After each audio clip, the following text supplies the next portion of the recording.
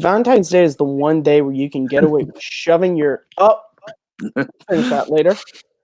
Hey, and welcome to another episode of Late Night with Take 3. Everyone else is away doing Valentine's Day stuff, so they left that. So it's down to us bachelors to come here and just do a show because why not? But yeah, with me is Matt Kearns. Matt, how's it going? So sorry this happened right now.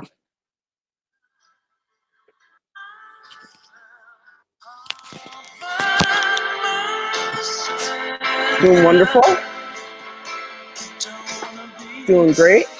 This is a great day.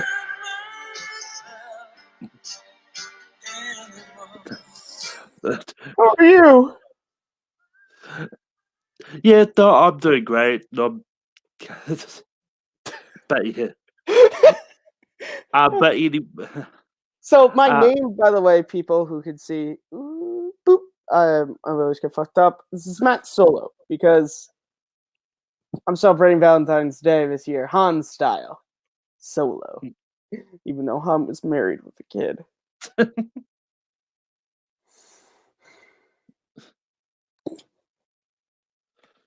But anyway, got a bit of stuff here for you. But like this week, the Oscars happened, and it definitely was interesting. Like we got the first foreign language movie to win Best Picture, the first Maori person to actually win an award. So of course you bring that up. but yeah, Matt, what do you feel about the Oscars this year? I liked it. I thought the show was great. I think, speaking purely as an East Coaster, I'm loving the fact that the show ends before midnight. Thank you. I do think going hostless worked again for me.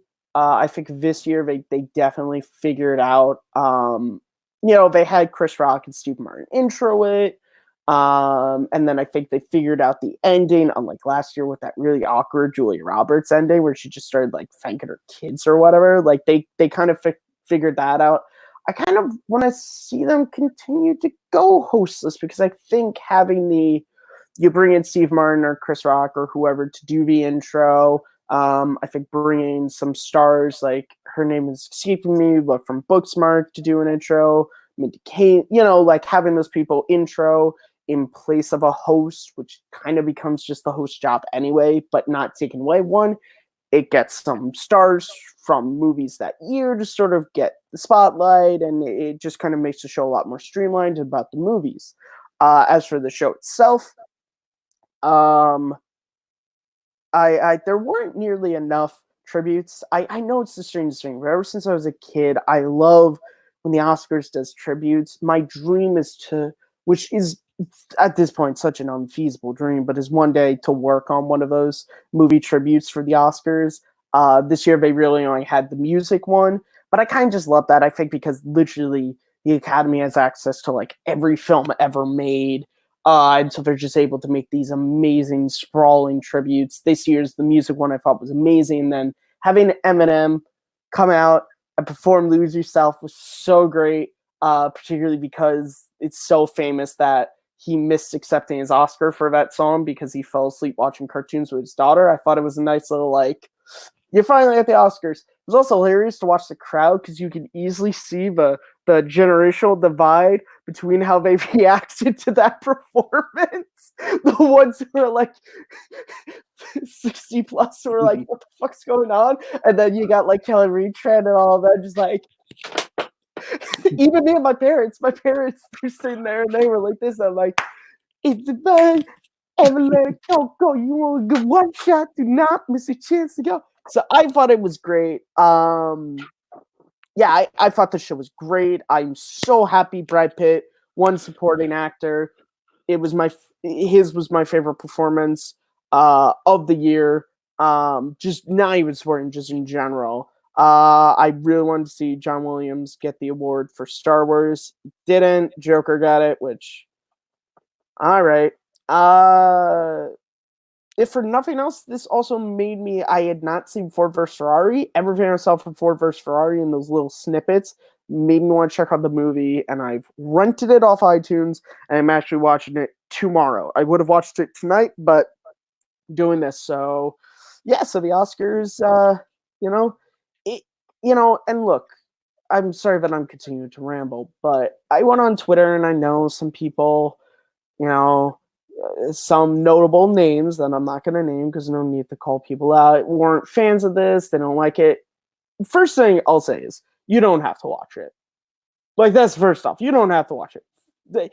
Every accepted speech is put on the Oscars YouTube. You can see a list of all the winners, like, literally updated as it happens. You don't have to watch it. Personally, for me, the Oscars has had its hooks in me since I was a kid. It's this crazy thing to where every year they just celebrate movies. And and look, and this is coming from someone, Malcolm's talking about the win, he sees a lot of movies. I don't. But even for someone like me, where a lot of the movies I like don't get nominated or they don't win, like, I still love celebrating movies. I always have ever since I was a kid, and I've been watching the Oscars steadily since 2009. And it's one of my favorite nights of the year. I just get to sit down and just enjoy the show, and you know, like with Ford versus Ferrari, it makes me interested in wanting to see other movies. And I think it's amazing that Parasite won. That's a great thing for foreign language movies and just movies in general, moving forward and representation, all that. And I just thought it was a great show, and I'm looking forward to next year already, as always. Um, but yeah, like for me, I love the Oscars. I would love to see them sort of go back to host, but sort of cut down on some of the hosts bits because I mean, it did seem a bit like disconnected a lot of the time, and it also to get people like Beanie and stuff like just randomly come out to present our presenter did this seemed weird to me. Just Fair enough. Yeah. get them to present the award. Yeah, no, definitely. But I do think that the problem with having a host is it just feels oftentimes like the host job becomes really that. It becomes, here's your next presenter. But they make it bigger than that. And it needs to be, here, I'm going to do all this crazy stuff. It's like, no one really cares. Like, no one. And there are funny bits. Again, when Billy Crystal's hosted, when he does the What Are the Stars Thinking Now, that's an amazing bit. That's great. And I hate picking on this guy, but it's just because I remember watching, wanting to slam my head against the wall. But when Neil Patrick Harris is doing his stupid magic shit, no one cares, Neil. Move on. I think if they go back to being a host, they really need to find a good balance between letting the intro be for the host, make their jokes, but then streamline it to you come back, you welcome people back onto the next award. Not it's my show, it's my show. Oh wait, no, it's the Oscars. That's what I meant. Like, I mean, obviously they work like with some of those hosts, they work in some of those bits because it's what to fit in with what the host What? does. Yeah. Like, I mean, it's not so much what they want; it's more like Neil Patrick Harris. He knows magic, so let's work that in a little bit, but not to go overboard with it like they have done in the past. Yeah. I mean, it's one of those ones that like that's some of those bits that I miss. Because I mean, one of the things they did this year to streamline it cut it down a little bit was they didn't have people coming out to go. This is a nominee for best picture. And I'm talking a bit about the movie and showing the clips. Yeah. As Brian said in that. So I mean, um So yeah, it's one of those ones. But anyway, like I did love a lot of the bits there. Like I really loved the Into the Unknown performance I thought that was that I really did. I mean, great. like especially to bring in sort of other Elsa's to sort of sing like. And there was what I've seen ridiculous things online. It's like, oh, they should have had subtitles, like as if they didn't know how the song goes. Like, I mean, have you? I've never heard that song until that night, and I didn't give a shit because you guys do realize the entire purpose of that moment is the fact that there are more countries than just America that have Frozen and that have animated films, and there are more kids that never speak English that listen to that, and that's their Elsa. So here's the point, and it just flew over your head. Yeah. And I mean, I also do love the random tributes that they do for the movies, but with this one, I think it's a case of there really wasn't a lot of sort of notable like movies that have it having an anniversary this year that they and also I think um like as Well, they've much done like in some years. They've done tributes to, like I remember a couple years ago they did a tribute to movie heroes. Like they've done that before. I like to see those. I think, I think you are right there. There this year there just wasn't really a lot, which is why I'm so excited. I know it's only 9 seconds, going to be a couple years, but like I can't wait for the 100th Oscars to see those tributes to 100 years of Oscars. Oh, it's going to be amazing. yeah. But I mean, what I was about to say is like I did love the music tribute they did. It just felt like it was just rushed and sort of placed there to get Eminem on to sing. Yeah. And from what I've heard is he wasn't sort of looking after his kid. I heard that he actually had a tour date, and that's why he couldn't. He was on tour away there. So that just, I mean, like it was a great moment to see him finally be able to perform his song on Mhm. stage. But it also just didn't. It felt weird having it now. It probably would have been more fitting if they had it a couple of years down the track when 8 Mile was about like had an anniversary of 20 years or something. Fair enough. Yeah, Fair. I think that's completely fair. I still thought it was a great performance, regardless of why they did it. I still thought it was great. You know, I did think the musical recap was a little odd. I will say that I thought that was a little odd, out of nowhere. But I do. My mom did say repeatedly, "Pull your pants up to Eminem," even though he couldn't hear her at all. but I mean, but yeah, one bit that I was a bit iffy about that I didn't know how to film. This is going to be a good segue as well. Was the moment Brian brought up in the chat was about with having James Corden and Rebel Wilson presenting best visual effects.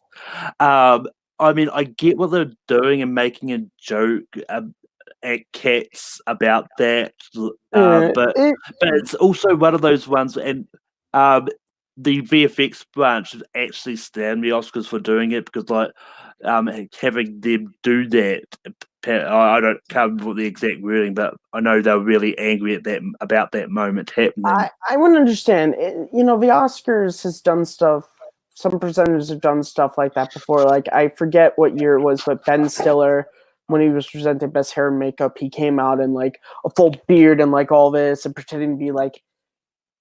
When people do that, you know, it's weird. Like I kind of thought the Maya Rudolph and the Chris Wig, I thought that worked because that was them, their personality, that was what they were doing. It wasn't Yeah, really like you do realize like I get it's a joke and I'm not trying to be super serious, but like you know someone did work on Cats. I yeah, like yeah, it took a lot of fucking time to make those effects, and I get it.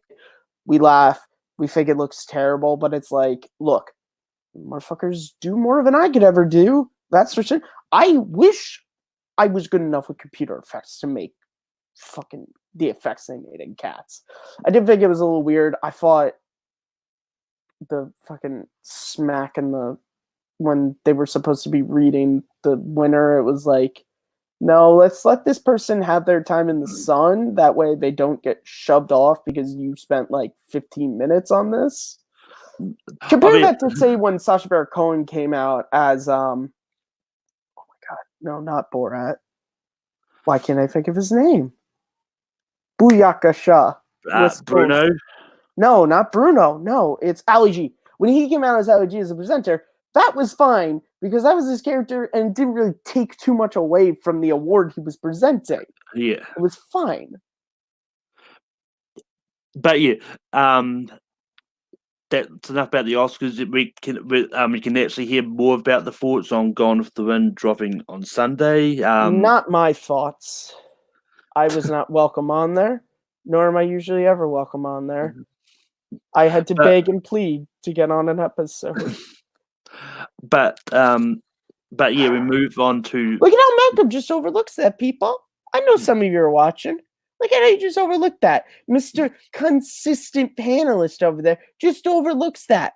I think Malcolm forgets that at one point, he was a welcome guest on Take 3 programs before he joined this team. And you know who allowed him on that shit? Me.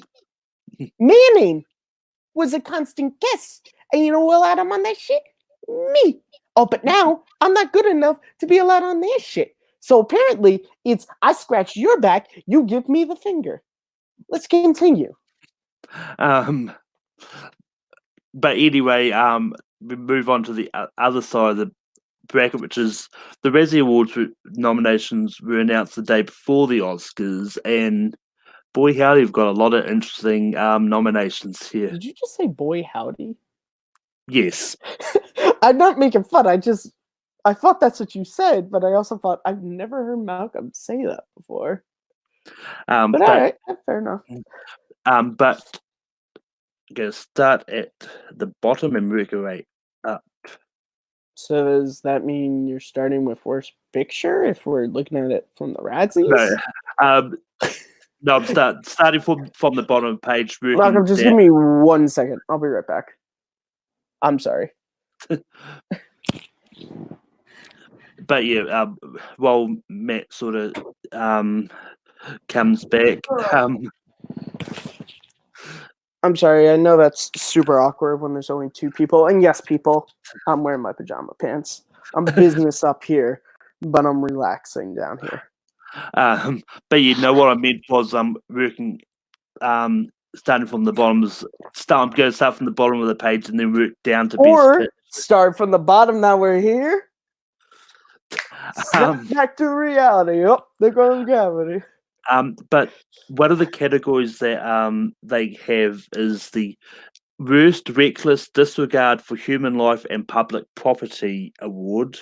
I do not know what this means, but the nominations is a movie called Dragged Across Concrete, The Haunting of Sharon Tate, Hellboy, Joker, and Rambo Last Blood. Interesting. I do not know what that award means. I think it just means like they fucked up public property. I guess. I don't know, honestly. Yeah.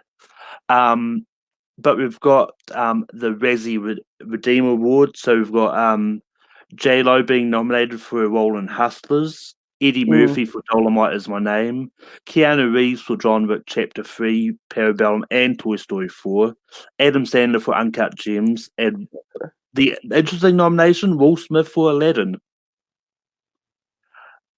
But I mean, okay. Yeah, I mean, it's like there's four of those which was like clear, like had a good performance that was redeemed. Like I loved Will Smith in Aladdin, but I didn't think that was enough for him to consider him redeemed from the Razzies. Yeah, like it wasn't terrible, but like we compare like Adam Sandler, I believe, is even nominated or won for like Lil Nicky to do what he did in Uncut Gems, which again I haven't seen, but going based on the trailers and what I've heard, yeah, that's understandable. Same with like Jennifer Lopez was in fucking Gigli. That's all understand. You know, Eddie Murphy was in Norbit. But like Genie? That's I mean, that just feels like a gimme at that point. Like, it wasn't a terrible performance, but it's not. I wouldn't be like, well, all sins forgiven, Will. But yeah, but for worst screenplay, there's Cats, The Haunting of Sharon Tate, Hellboy, A Medea Family Funeral, and Rambo: Last Blood. Oh. Hmm. Look, I didn't even love Rambo Last Blood, which I know is going to shock a lot of people, but that's just me, Razzies. For worst prequel, remake, ripoff, or sequel, we've got Dark Phoenix, Godzilla King of the Monsters, Hellboy, A Medea Family Funeral, and Rambo: Last Blood. All right, now, in this regard, I can kind of understand Rambo's nomination. Our good buddy Ryan Permerson will not be happy with Godzilla King of Monsters in here. Not at all. Not at all. If Ryan was here, he would probably be very upset. What were the other ones? Dark Phoenix, Hellboy, and A Medea Family Funeral. Didn't see Hellboy. Honestly, forgot that movie even came out. Medea Family Funeral are very good Medea movies, and Dark Phoenix didn't even bother with it. So understandable. Yeah, I mean, Dark Phoenix was fine. I get why it's in there anyway. The thing, I'm kind of surprised Men in Black International wasn't here. Yeah, it's weird. But the worst on-screen combo. There's any two half feline, half human hairballs. Jason Derulo and a CGI neutered Bulge, both from Cats. Okay. Tyler Perry, but wait, and Tyler Perry for Medea Family Funeral. Okay. Sylvester Stallone and his impotent rage, Rambo: Last Blood. Oh, fuck off. And John Travolta and any screenplay he accepts. Who? What? Where? So weird. Boo. Travolta. It's Travolta. Yeah. I still making movies. And Oh, that's the gay ghost, guys, taking over. that was definitely weird. But What? My impression of John Travolta? I didn't realize you had left and come back. I didn't. Did you not hear any of that? I heard a little bit. I heard a bit of it. Then you randomly left the screen and came straight back. All right, then I'll have to just do it again. What? Where? But anyway, Weird.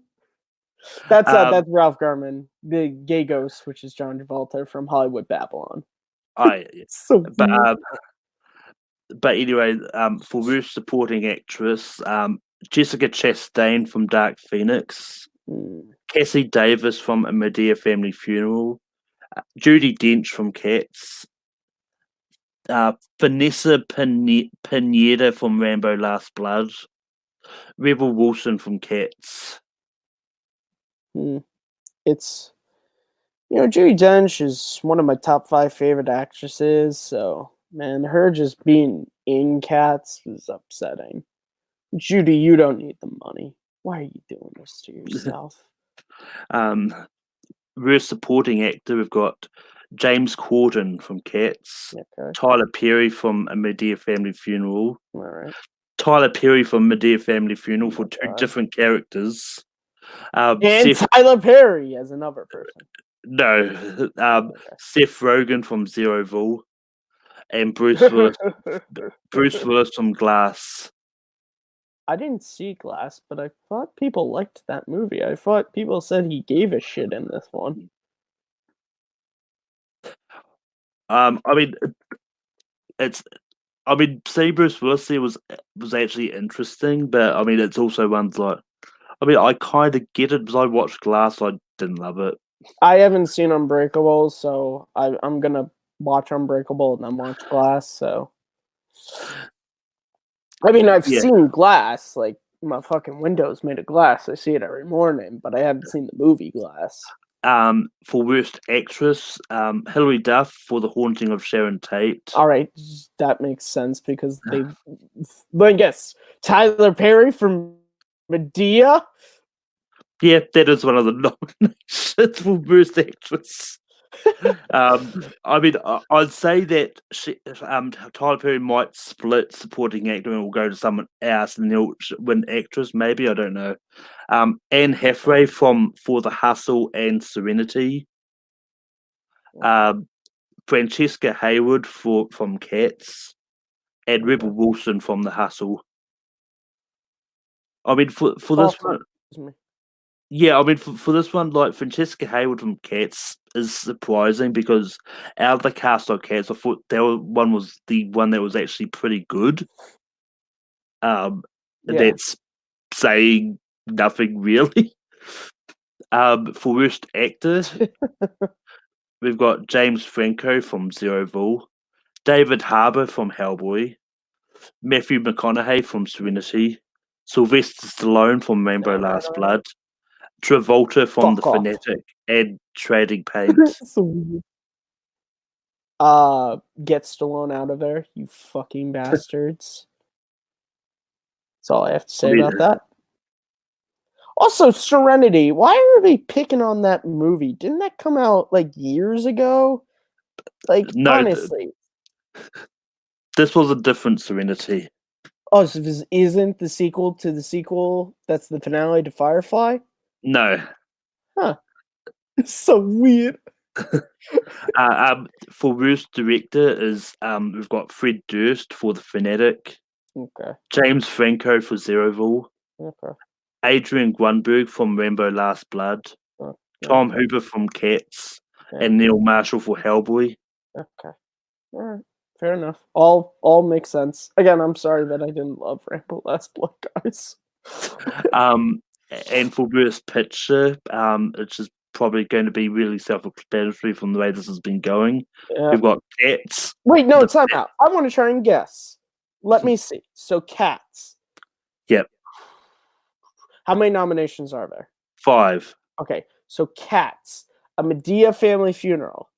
Yep. The Haunting of Sharon Tate. Yep. The Fanatic. Yep. Hellboy. No. Rambo? Yes. Somehow Hellboy missed out on worst picture. Wow, I'm surprised.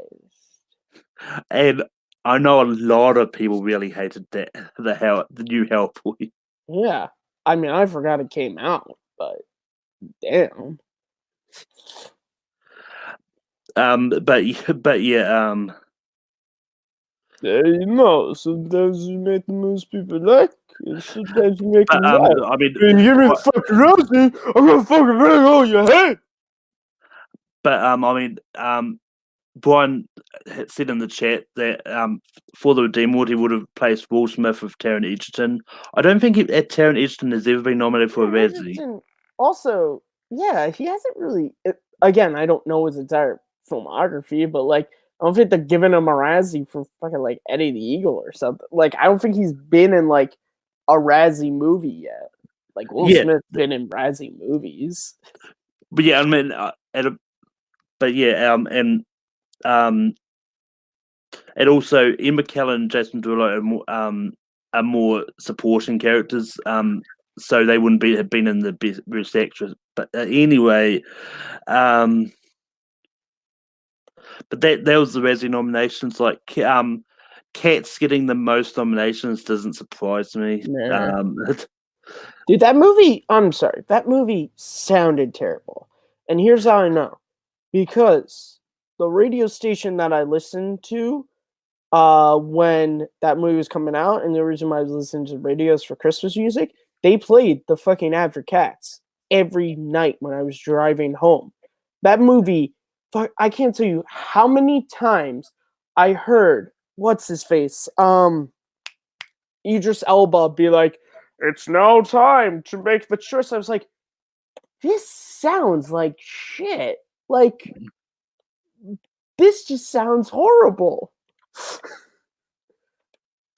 So yeah, it makes sense.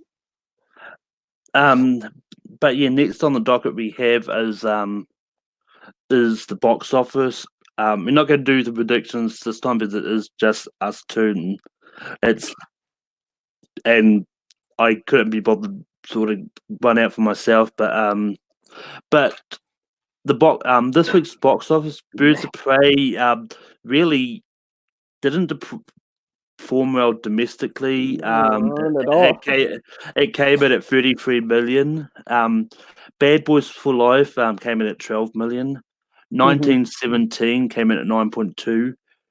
Doolittle was still hanging in there at 6.5, and Jumanji is still hanging in there at 5.6. What anything stand out to you for the box office? It's got to be Birds of Prey. I think I'm really trying to figure out what it was. I think for me, it was personally they just didn't push the marketing. I think I talked about last week. I hadn't seen a single trailer for this movie. I had seen the most I'd seen are small little TV ads, but they really didn't seem like I don't remember seeing a lot of YouTube ads, before any YouTube videos play. I talked about radio ads. I didn't hear any radio ads. Like I just feel like they didn't really push the movie, and that could just be me. But yeah, it's and for a movie that people seem to enjoy, I do think the reaction from some people was a little much for my taste. I saw a lot of people being like, "You can never ask for like unstandard comic book movies again now," and it's like, chill the fuck out. You have to remember, and I think this is something I've talked about a lot. We all are a part of this film community, the Schmodown community, all this. We all watch movies. We all know when movies are coming out. We know when trailers are dropping. We know all these things. You know, a lot of people don't. A lot of the general audiences don't know these things. A lot of general audiences don't have Twitter. They don't go on Twitter saying like, "I want comic book movies to not be standard." Like they just go and see movies they want to see, and they don't see movies they don't want to see. And I think that sometimes and again, I've had it myself. A movie in the past year, Peanut Butter Falcon, was a movie that I adored, and I was so upset that it didn't really get any nominations, anything, even with Gone with the Wind. But talking with like a lot of people in Take Three, they just never saw it because it was a very small movie, and also general public didn't really see it because it was a small movie, But I'm not gonna sit there and be like, "You guys, yeah, like I think everyone just needs to take a breath, chill, and understand that this happens. There are numerous movies throughout the history of film that have done shit at the box office that are revered as classics now. That just didn't hit with the audiences when it came out for whatever reason, but now people have found it on home video and I on Wednesday I saw Jan Silent Bob reboot with Kevin Smith. One of my favorite Kevin Smith movies is Mallrats, and we did horrible at the box office. It is now one of Kevin Smith's hugely appreciated films. People love it. Even when it came out, it did shit at the box office. So just everyone just chill, take a breath, and if you want to see Birds of Prey again, go see Birds of Prey again. If you don't want to see Birds of Prey again, cool. If you never wanted to see it to start with, cool. I mean, I personally thought Birds of Prey was great. And it was a really fun movie. I mean, like this is one that I did see a bit of the marketing. I see like there's like bear in mind like on the box office we're only talking about the domestic American box office, Yeah. but because it's made 154 million worldwide, and that's is combined total at this moment. Mm-hmm. So I mean, it's definitely hitting more overseas than anything. But it's going to be interesting to see what it does this week because it, I'll get. Well, I was going to mention this in the news segment, but this is the best place to leave it to talk about this one. But there's the other thing is because they are just calling it Birds of Prey because when you look at the cinema, it's a really long title, so Mm. all they'll put it as will be Birds of Prey. So if you're a general public who's got no idea about these comics going in, like what's playing, like Jumanji, Bad Boys Life, Birds of Prey, you're going to look at it thinking, "Oh, it's a documentary. I don't want to see a Yeah, documentary." what it's like, and apparently they're changing the title. They're pulling a Edge of Tomorrow. Yeah, And Beginning is another movie that did shit at the box office, but is now people love that movie. It's considered to be one of the best action films of the 2010s. But yeah, because they're changing the title because they're getting the. I don't know if this is a case of they changed the title for like forever and it's going to be what that's going to market the DVDs, or if they're asking the movie theaters to just put this as a title, like because it's going to be Harley Quinn: Birds of Prey, just to make Yeah. it clear that it's not a nature documentary that's going to Yeah, be that it is narrated by Harley Doug Quinn, that Gordon. it's a comic book movie, that it's, Yeah, and it's a comic book movie that was very popular. A lot of people liked Suicide, or the general audience at least went to go and see Suicide Squad, and overwhelmingly, Harley Quinn was a very positive attribute to that film. So I think marketing her makes complete sense because, like, my dad loved Suicide Squad. He thought Margot Robbie was great. So I'm sure if he didn't have me, as his son or whatever, if he was just going to the movies, he might go and see it because it's like, oh, Harley Quinn is a sequel to Suicide Squad. I like that movie. I might go and see it.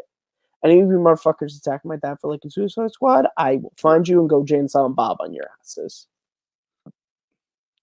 um, but yeah, and the fact that Jumanji is still hanging in there, God knows how long after it's come Look, out. we all know what's happening here. Barack sold his goddamn soul to the devil for Jumanji 2. I don't know why he did it, but he did it. I think he's got a lot of residuals in this movie, and he's getting a big chunk of the box office, so he wants it to stay making money in the box office for as long as feasibly possible. He's But got new kids, so I understand it. but anyway, but I don't think it's going to still be in the top five this week because opening this week I think Sonic's gonna punch it out. we've got Sonic opening this week. We've got Fantasy Whoops. Island, and we've also got a movie called The Photograph coming out. Oh But wait, yeah, the photograph's coming out this weekend? Oh shit! What's the photograph? um, I'm getting it up now, um, but basically, like Fantasy Island is one that intrigues me because I love that TV show. But Clean. Deep clean. it's go. I do not know how it's going to work as a horror movie. I honestly, so at work, for those of you who don't know, I have a job. I don't do this all day, even though I wish I could. I listen to Hollywood Babylon at work on YouTube. And so I get ads sometimes. The ad I got today was for Fantasy Island when it first started. And I've never seen the show. The most I know is Ricardo Montalban was the host and the little dude who would go, "The plane, the plane." So I was like, Tattoo. I was like, oh, is this a comedy? Because I'm like, that'd be hilarious. And then it was like, nope, it's a horror movie. And I was like, well, it is okay.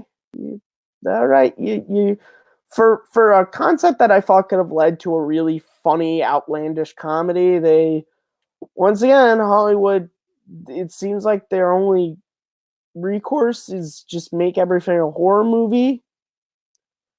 All right, probably gonna be terrible. From the trailer I saw, it just looks bad. looks like one of those horror movies where it's the first half is, oh, isn't this amazing? And then someone dies, and then it's just survival. And then that's it. Yeah, I have no fucking interest in seeing it. I mean, I bet actually the opposite. It does actually, like, as a horror movie, it does actually capture the spirit of the show. The fact that they go and they get the wish, but then it turns out to be not what they wanted. Again, I And never watched the show in my life, so I don't even know. yeah, I mean, I'll encourage you to try and watch some of the original shows. It's actually really interesting with the amount of stuff they come up with. I don't know. If you could tell me this, does Ricardo Montalban at any point, have you ever heard the Klingon proverb that revenge is a bitch best served cold? Because it's very cold in space. If You I ever say talk about that shit? if I say yes, will you watch it? Fuck no.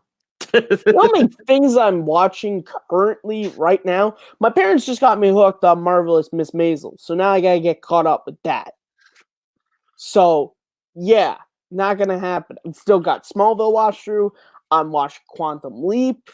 I don't have time for these bullshit. But anyway, the photograph. It's a movie. It's a romantic drama movie following the estranged daughter of a famous photographer who falls in love with a journalist assigned to cover her late mother. So it sounds interesting, but that could do really well because it's a romantic movie releasing Oh, on I'm so sorry. Valentine's Day. I fell asleep listening to the plot of that Hallmark film that somehow is getting a theatrical release. But, but yeah, I mean, it's one of those ones which could actually do well because it's coming out on Valentine's Day. But yeah, I honestly was shocked at how well what's its face Last Christmas, was that what it was called? yeah. Yeah, I was shocked to see how well that did. Romantic movies, it's so weird. Some that it really depends on how the audiences respond to it. If they respond pretty positively, it will do well. If they really don't give a shit, they're not gonna give a shit. You know. So let's see. I won't go and see it. But yeah, there's a handful of trailers dropped. What the fuck are we talking about Sonic? Sonic goes fast, and he's also furious. Is he about family? Yes. Because, that little hedgehog, James Marsden, it's his family. He had a family. Knuckles, Tails, they're all family. Jim Carrey, he's not family, except with the robots. They're all family. Everything, it's about family. And I should have played Sonic the Hedgehog instead of whoever the fuck they got to play Sonic. Ben Schwartz. Fuck Ben Schwartz. I was the Iron Giant. I could beat this shit out of him. If I could beat this shit out of you, you shouldn't have gotten the role. I would have preferred that one. Which now means when Sonic comes out on digital, I will pirate the film and I will re-record all Sonic's dialogue as Vin Diesel. And I will call it Sonic the Family Edition. Oh god, I can't wait. Why not just do that to the trailer? Fuck, oh my god, I should. What's the line from the trailer that he has? I can't even remember. I don't remember off the top of my head. Oh, fucking Gary, I should probably do that. Oh man. But yeah, I mean, I'd imagine that Sonic will do really well. People seem to like it. It's it is what it is. I don't know. I've seen a lot of 1-star reviews on Letterboxd for Sonic. Oh, Letterbox, yeah, because that's definitely a great aggregator for film reviews. I mean, it's one of those ones like with Sonic. It's definitely going to go all over the place. I But see what you did there. but Just like I mean, that. I think Sonic's going to do well. Like kids are going to see it because they like the games, and I think Doolittle is going to get knocked out by this because I think Doolittle. That's why I honestly. Well, no, I think Jumanji is going to get kicked out by Sonic. I think Doolittle's going to maybe hold a number 5 spot, but I think Sonic is going to take the replacement, and it's going to be the movie that parents take their kids to see. Well, I mean, I think both Doolittle and Jumanji will get knocked out. So I think Fantasy Island might do enough to sort of to get up there. True. Because I mean, once again, with Fantasy I Island think being Sonic's going to be number 1. If you had to ask me, I think Sonic's going to be number 1. I mean, yeah, I mean the other thing that could be interesting is if Birds of Prey does a better second week because the name change helped True. it. I could see, honestly, not. I know we're not doing predictions, but I could see number 1, number 2 being Sonic and Birds of Prey, possibly flip flopped, but I'd see those being the top 2 this weekend. Yeah. But yeah, we had a bunch of trailers drop. But we had a trailer for The Boy 2, Brahms The Boy 2. We got another trailer for the movie that was delayed from last year, but is apparently coming out in March this year, The Hunt. We got the first trailer for Wes Anderson's new movie, The French Dispatch. We got a trailer for a Jackie Chan Arnold Schwarzenegger movie called The Now I Iron saw Mask. that trailer. We got a trailer for The Green Knight, and we got a trailer for the personal history of David Copperfield. I saw one of those trailers, and it was amazing. Go ahead and talk about it. Then. Now look, I'm on the Facebook, and I see this thumbnail, and it's Arnold, but he's wearing the wig, and I'll go, I could watch this trailer, and watch it, and it's Jackie Chan in the prison, and there's Arnold, and he's got the wig on, and they're doing the fighting, and then there's all this bullshit about like other people that they don't fucking care about, but then it goes back to Arnold, and it looks amazing. And I want the movie just for Arnold. And at one point he gets the wig knocked off, and Jackie Chan's all like, "You look better with the wig." And Arnold looks and he goes, "I do look better with the wig. I should terminate the wig. I should terminate it. Just take it off." That, I don't know what the fuck that movie is, but I have a feeling Arnold Schwarzenegger scenes are not nearly as in the movie as the trailer makes it seem like. I have a feeling they're going to make me pay to go and see a movie that is mostly about the shit that I didn't care about, but I will watch it for Arnold because he looks like he is having a ball in this movie. Yeah, I don't know if Jackie Chan and Arnold's done a movie together before, but the fact that we also saw yeah, because Jackie Chan wasn't in any of the Expendables movies. Trying to think of both of their filmographies. I don't think there's ever been any crossover between the Expendables. I think would have been the only thing, but Jackie Chan was never in them.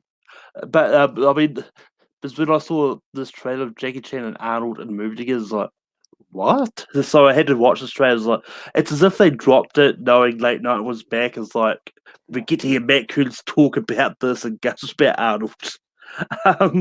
He just is like the thing people have to notice is like I love Arnold, like, you know, the Terminator.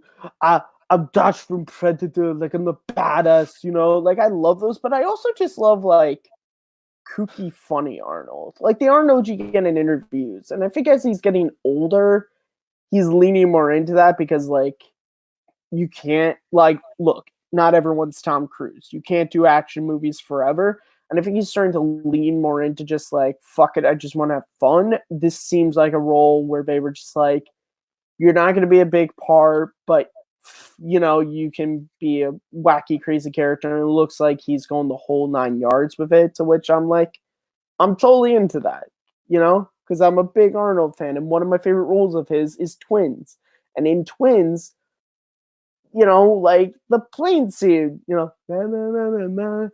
Took out the papers in the trash so you don't get no spending cash. Yakety yak, don't talk back. Yakety yak, don't talk back. But yeah, I watched the other trailers.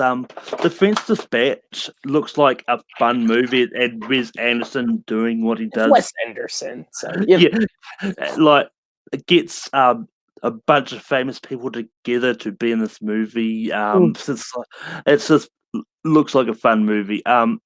And I'm also really liking this new David Copperfield movie that's coming out as well, based on Charles Dickens' book. And yeah, I'd heard about this movie. This was the first time I've seen anything from it, and it looks interesting. I'm probably going to see it when it comes out. But yeah, but to go to the other news, apparently Universal has a movie called Monster Mash in development, which is an original musical starring horror icons. So I don't, but that's Storhaski's going to be directing it. Oh, I thought you were saying some shit about me. I was like, yes, I will probably not see a horror film. All right. But James Corden, John Mulaney, Romesh Rangan-Tefan, Camilla Cabello, Minnie Driver, Missy Elliott, Billy Porter, and Idina Menzel have all joined the cast of Sony's reimagining of Cinderella, which is going to be an all-new musical based on Cinderella. What the fuck? That was a thing? Yeah, it's a thing. It's starring all the people I just mentioned. Mark Ruffalo's being considered to be in the Parasite miniseries that HBO's doing. Sylvester Stallone signs on for a movie called Little America. Hey, no, it's like America, but it's tiny. Josh Josh Peck is going to be in Disney Plus's Turner Hooch reboot, playing Tom Hanks's character. I heard about that. Zachary Levi and Cole Sprouse is going to be in a music comedy called Undercover. I'm into that. I like them both. There's going to be there's a movie based on Agatha Christie's book, and then there were none in the works. James Bobin is in talks. Wait, so you're saying that like they were gonna do it, but then there's none? That's weird news, but all right. James Bobin is in talks to direct the Clue remake. James Bowman? Who is that? He directed one of the Muppets movies. I think it was Most Wanted. Oh, boy, that makes me excited. Gugu Mbatha-Raw joins the cast of Loki. I literally thought you were about to tell me Google this guy.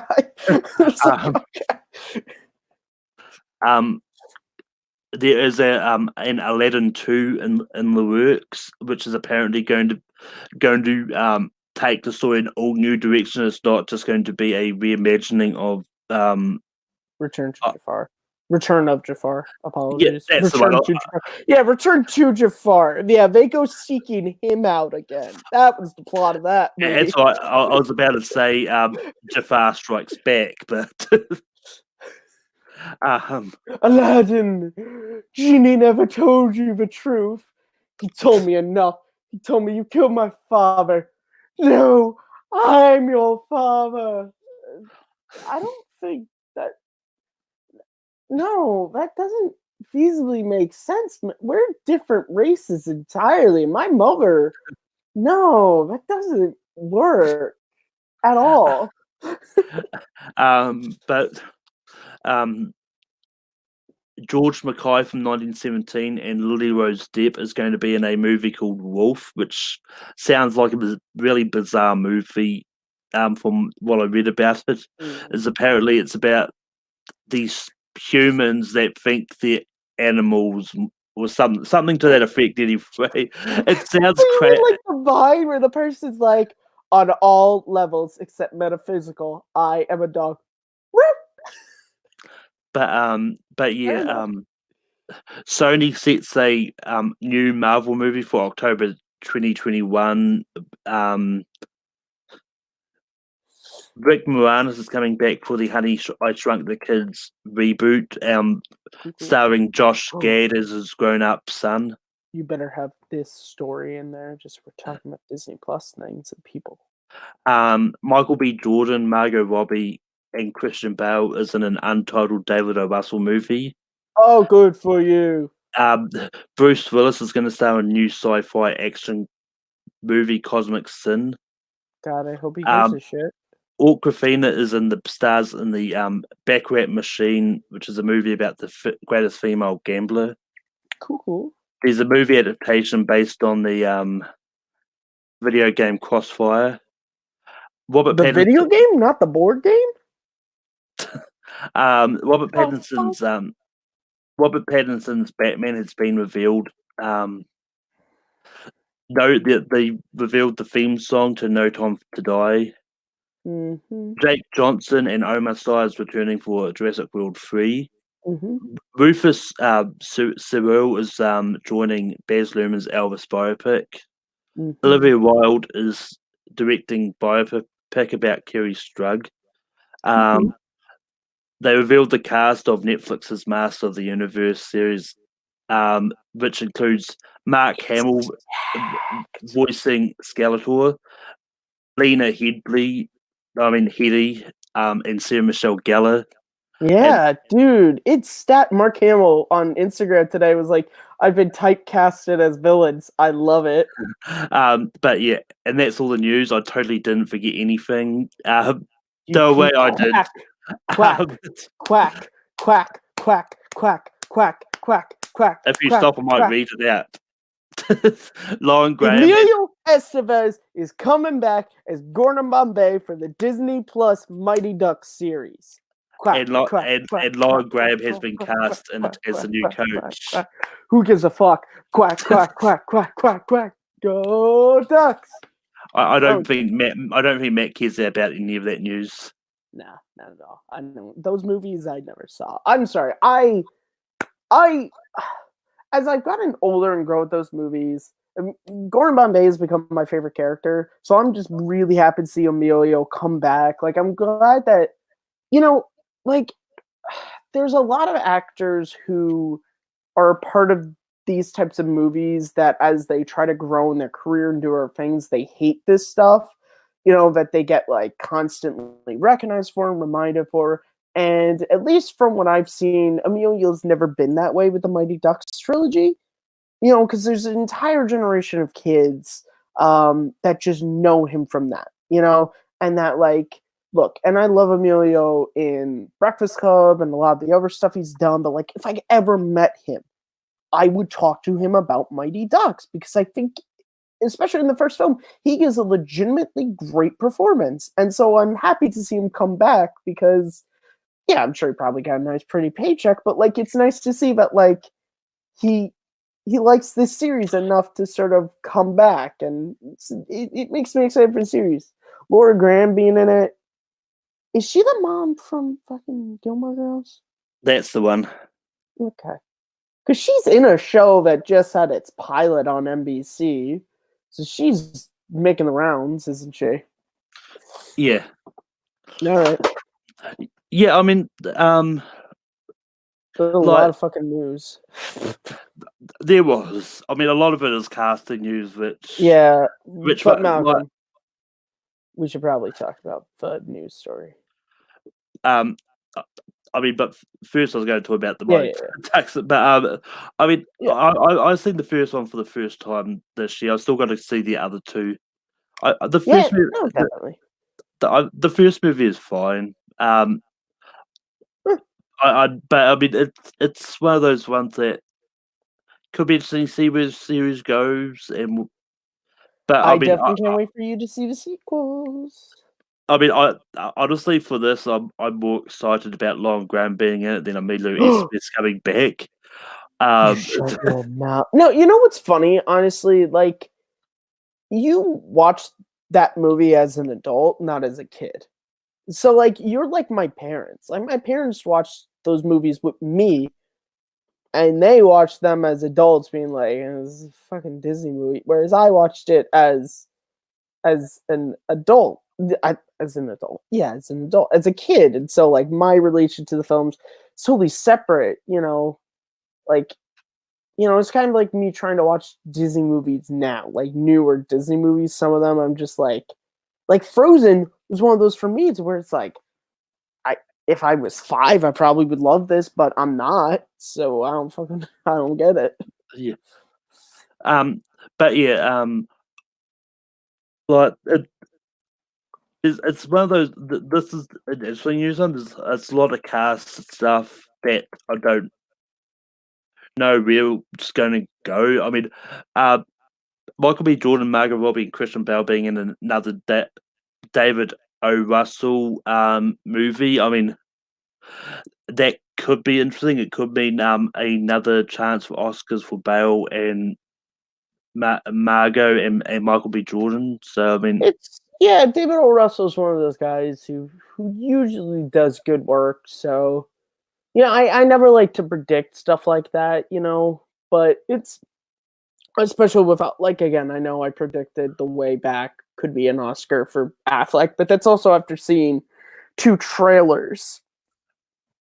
Whereas here, yeah, I it's mean, possible. It's, yes, I mean the way back is possible to, but it also may be one of those movies is like it's out too early and yeah. we forgot it. Yeah, it's Um, feasible. I mean, remember when everyone was talking about, just speaking about an Aladdin sequel, remember when everyone was talking about how Speechless was going to get nominated for Best Original Song? Yeah, that didn't happen because it came out too early. oh well, that and I think there was just a lot of good songs to be. I mean, True. for me, Speechless is one that I think would have been the next one to make it in Abe if. is probably so mad because his girl didn't get a nom. Sorry, Abe. But I really love the theme for the new theme for James Bond. I didn't listen to it. I don't want to listen to it until it's in the movie. That's it. I mean, And that's not me. I've just never listened to those themes before seeing the movies. I always just like that experience of sitting down, because the James Bond themes are so connected with the opening titles. They're kind of the last great movie intros in that regard. And so I always like, you know, hearing the song for the first time with the visuals that are meant to go along with it. So that's why I haven't listened to it. It's apparently great, but when the film comes out, I'll listen to the song and I'll let you know what I think about it. But yeah, I know you really want to talk about this, so Matt, tell us what you feel about the Batman. Well, the Batman as a character he's right under Superman, is one of my favorites, as you guys can see. So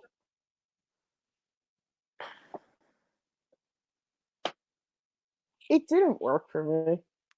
I don't like the way that suit looks. It feels too reminiscent of the Dark Knight Rises suit, which I don't like. And I get it. I get as we go on in time with comic book movies, this whole notion of, particularly Batman, of making it more realistic, and so like all these things like the big cowl and all that, would it make sense because he can't turn his head and all, but like I kind of like the Keaton, Kilmer, Affleck suits because they look different and they look cool, and they that Michael Keaton suit in that first movie, like, just, and I kind of also like, I with particularly Kilmer and Keaton suits, the way the costume was built and the fact that, yes, he couldn't turn his head, kind of allowed the character in the suit to move different than everyone else.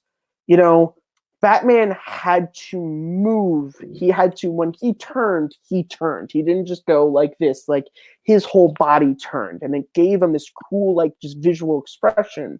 And I just think that was something that we lost when The Dark Knight did the complete redesign, because yes, it became more, dynamic for fights and all that, but it didn't look as cool. Like, it just It again. Apparently, the bat symbol being the gun that killed his parents.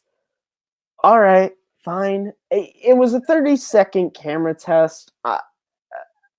I'll see the suit when they release those full images.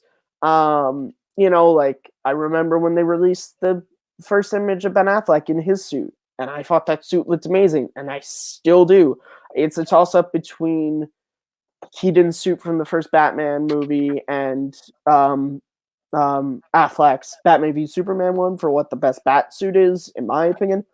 But yeah, it didn't do it for me. Uh, you know, yeah, the gun, like, it's weird. It's a weird fucking addition. And I get it. To quote Justice League Unlimited, Batman, I'm a rich kid with a lot of issues. A lot of issues. So I understand it. But it's also just like, do you really need to go that far? Yeah, I mean, like for me, I'm actually on the completely opposite fence of this. I loved how the suit looked, and the fact that like we actually saw Patterson in it, as opposed to them getting a mannequin going, "This is a suit. Look at me." They This is the um, suit. Look at me. but but but we actually got to see his jawline and to me that sort of showed that it's like he's definitely got the look down. I mean, I'm with you on the fact that I I can't wait to see this in context like Yeah. because I We mean we it's haven't even seen the full. We've seen like this. yeah I And mean we've not even seen like this. We've seen it like this. Like we haven't gotten a dynamic image of it.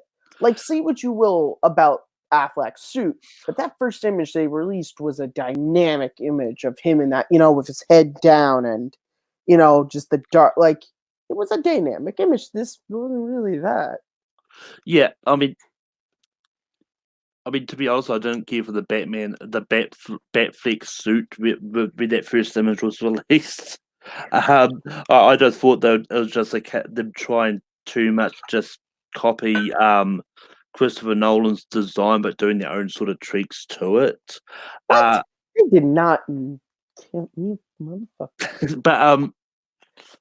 but now, like after I've seen that sort of suit in action and that like it's definitely up there for my favorite suits. I am interested though to see if they do the carryover into this film with the voice. Because one of the things that I thought was so cool that the Affleck suit added was the voice modulator.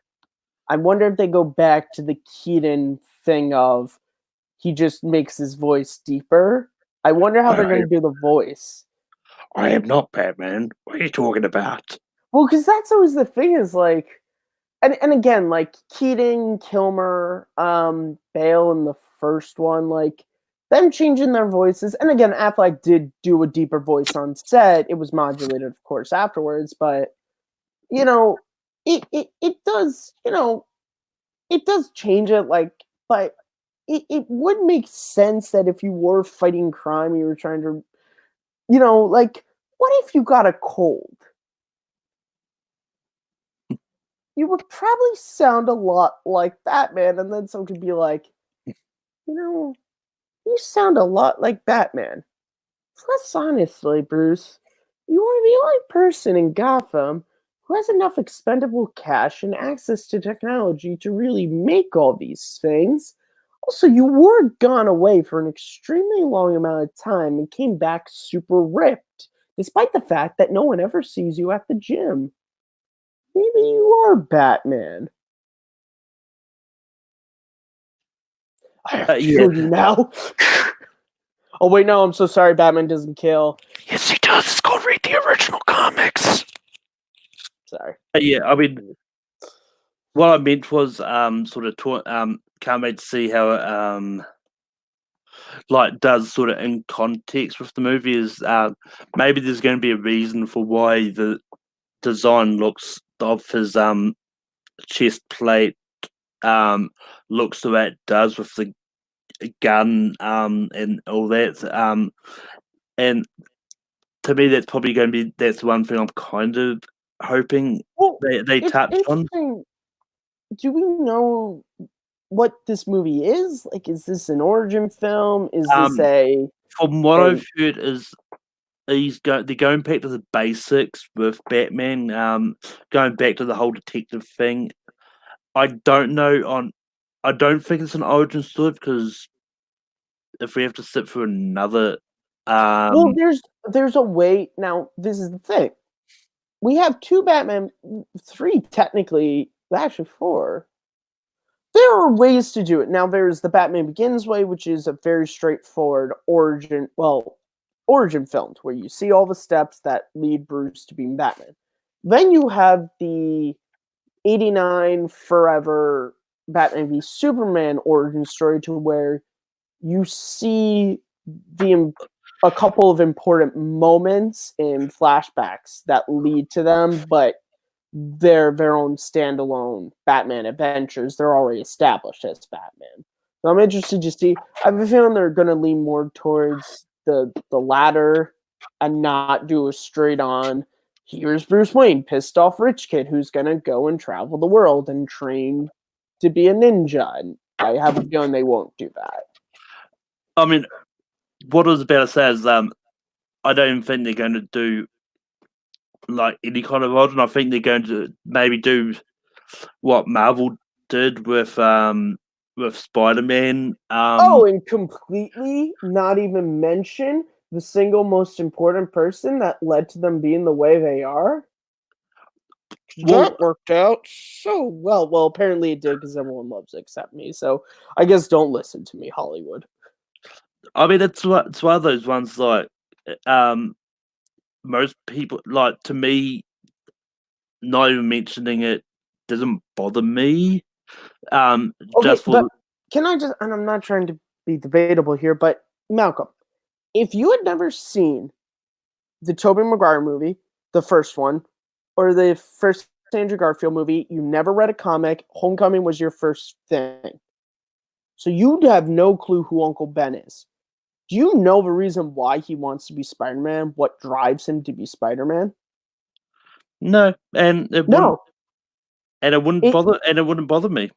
it doesn't bother you that you don't know why characters do, particularly for that character, that moment is the reason why he does what he does.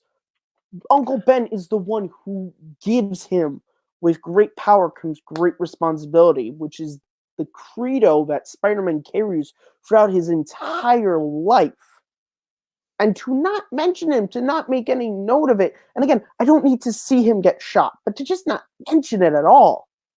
Like, I fucking hate when they do that because every comic book movie could be someone's first. There's a whole generation of kids introduced with Homecoming who have no clue who Uncle Ben is at all. Yeah, I mean, it's one of those ones like I know some people who were introduced to them via Homecoming, and they love it. They like so it's one of those ones like um to me um like this was for this one. I wasn't suggesting they go the complete Spider-Man route. Because I mean, um, like for me, the key thing for Batman, they do need to do something when it comes to The death of the Waynes. yeah. Um, like to me, that's more important to Batman than Uncle Ben actually is to Spider Man. Like while I'm not saying that I'm not saying that is I mean, hell, you could even do it like the 66 show. Literally, in the pilot episode of the 66 show, they talk about the death of his parents, but it's the quickest because, like, Bruce Wayne's first scene is like there's like some like meeting of a bunch of rich people in town and they're trying to like boost up security and they literally go and Adam West is just like, if only a type of program like this was in place, maybe my parents wouldn't have been killed. And that's it. They don't mention it again. It's a throwaway line. It's Yeah. hilarious. But there's but I mean the the main reason it doesn't bother me that like Uncle Ben was left on sidelines for this is the way that Spider-Man's introduced when just brought out of nowhere for the battle, and then they threw into Homecoming. So I mean, it was a significant amount of time since he's been Spider-Man, which is why it didn't bother me. If it was It's a case, fine. I get it. It's just it's so if you read just Amazing Fantasy 15, it's such a vitally important thing. To just not mention this character whatsoever feels like a complete disservice to Uncle Ben, I think. Yeah, I mean, what I was about to say is, if they had shown Peter getting the powers, and then not mentioning Uncle Ben, that would have bothered me more. But because they didn't even do that part, Again, we don't have to make this a Spider-Man thing because I think my feelings on the Tom Holland films are well known. yeah. But anyway, going back to what I was actually going, what I think they should do is definitely not make a whole origin story again because what they should do is like for the opening credits, like or maybe do an epilogue or something like just not so much like maybe do what they did with the Incredible Hulk, the and just do like a quick sort of rundown on the parents getting shot and all that. Then or even like what Batman v Superman did with the intro, where it quickly kind of goes through. You see them walking out of the theater and getting shot, and that's like that. Yeah. Fair enough. But yeah, from what I've heard, it's going to be like this is basically he's been Batman for a significant amount of time, and then that's sort of where this movie sort of starts. But with that kind of touched on this, this has been our Sam Raimi directing Doctor Strange 2 moment. But yeah, but except at least it was just us, and so it wasn't awkward for everyone else. Just kind of sitting there like. But anyway, it's time to get into the main topic, which is romantic comedies. Valentine's Day. Matt is frozen. No, I'm not. You were, but but yeah, like when you was just gonna be asked to, we thought we'd do something fun and do a mini kind of top 10 style thing and talk about what our 10 favorite rom-coms are, all that. But so Matt, you can go first. So how are we doing this? Am I just reading my top 10 or? I don't know how do you sort of want to do it? I mean, I thought we were doing this like off here, but probably should have planned this out. I mean, we're at an hour 18. So do you want to just read our straight top 10s and then just talk about them? Yeah, that works.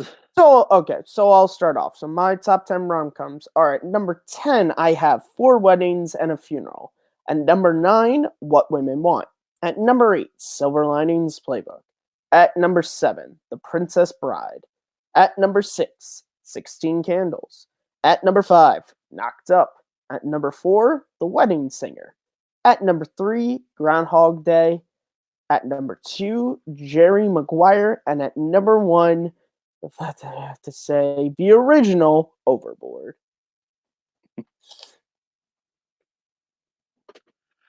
But yeah, my top 10 rom-coms, which has changed a bit from when I did this on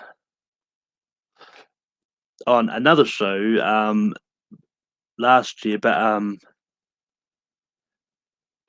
that was fun. But my top 10 rom-coms, at 10 I've got Emma. At 9 I've got Love Actually. 8 I've got Notting Hill. 7 I've got Juno. 6 is Much Ado About Nothing. 5 is Sleepless in Seattle. 4 is 500 Days of Summer. 3 is 5-Year Engagement. 2 is While You Were Sleeping. And 1 is Jerry Maguire. So we, I believe, literally only have one in common.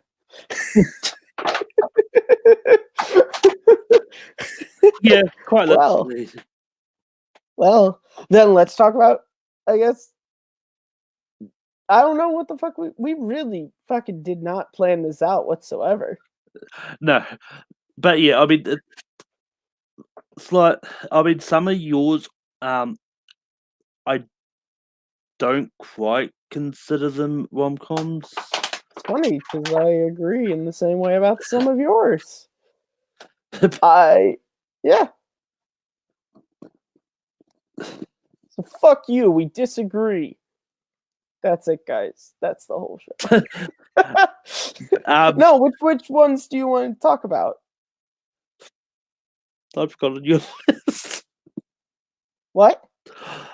I mean, I know you had Overboard on there. Let's talk about. I completely forgot what your list was. Okay. Would you like me to? Yes, I'll get a JDE. Okay. At number 10, I have 4 Weddings and a Funeral. At number 9, What Women Want. Number 8, Silver Linings Playbook. Number 7, The Princess Bride. At number 6, 16 Candles. At number 5, Knocked Up. Number 4, The Wedding Singer. At number 3, Groundhog Day. Number 2, Jerry Maguire. And number 1, Overboard.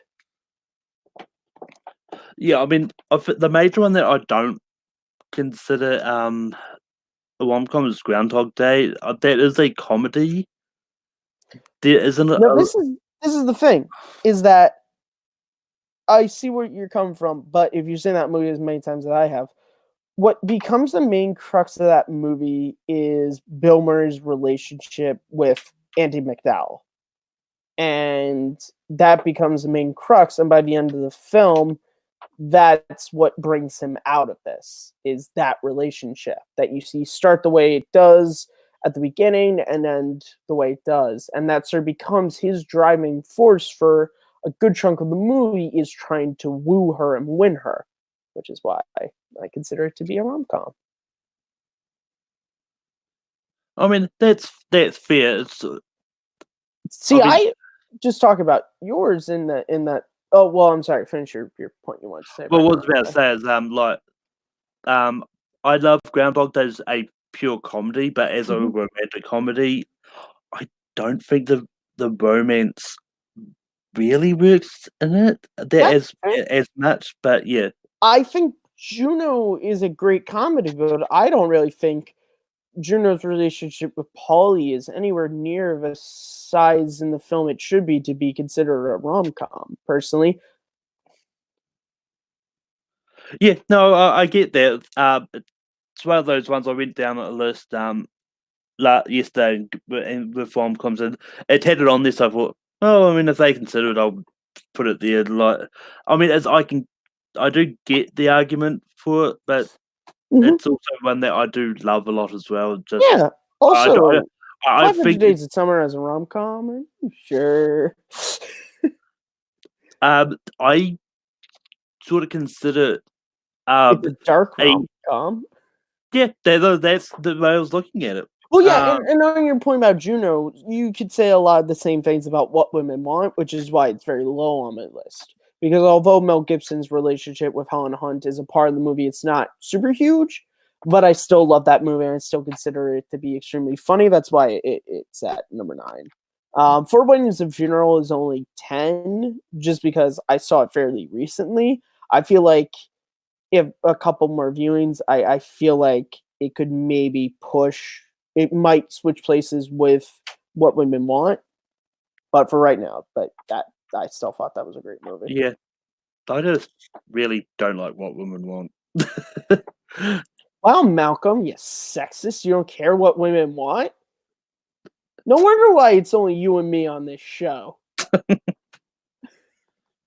But yeah, I mean, Overboard is probably sitting at my 11 on mine. I love Overboard, but it's just I love these 10 movies more. That's fair enough. Yeah, Overboard for me now. I was actually explaining this movie to a coworker who had never seen it before. I explained the same way I explain all the time, which is I understand some people have a concept, they don't like the beginning concept. It was 1986, give it a pass, or 87. I believe it's 86 or 87. Regardless, I think Goldie Hawn and Kurt Russell's relationship in the movie is one of the sweetest things ever put to film. Like, just so wonderful, and it becomes so pure and innocent and funny. That's why it's my number one, because it's just a great movie. It's just like great. I like to watch it.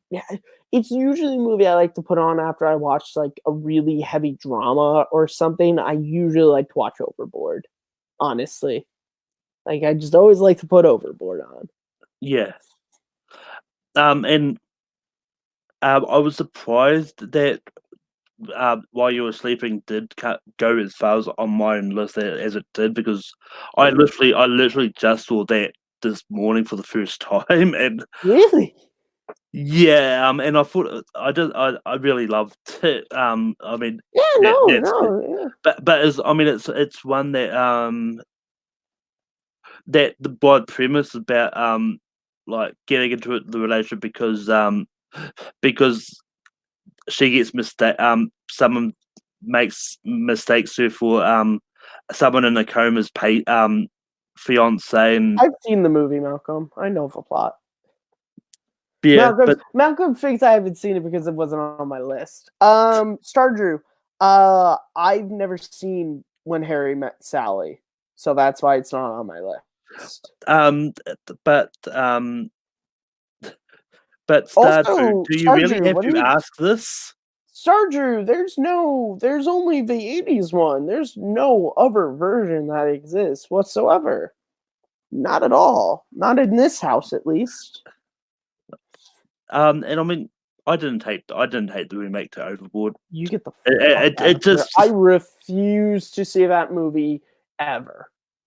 Ever. I will never watch that movie. If it is on a plane, that is why God invented iPhones and podcasts. I will not watch that movie ever.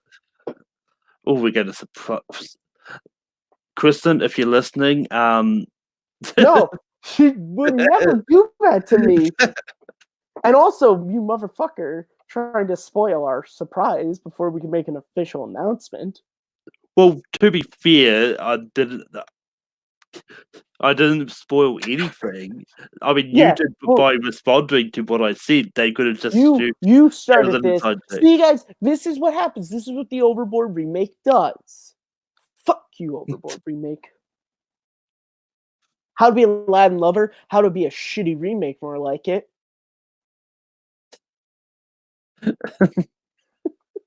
But yeah, um, this is it's definitely a lot of interesting list. Like the fact that we only had one in common. Commonality. It shows you how many good rom-coms there are, in all honesty. Like, Yeah, there are. And I've always loved, ever since I was a kid, movies, TV, I've always loved relationships. Like, I was that kid that just, liked romances. And even from an early age, like, I understood the concept of, like, person meets other person, falls in love, all that fit. Like, I've just always understood that. And so, like, I've seen so many rom-coms since I was a kid. And there's a lot of really great ones.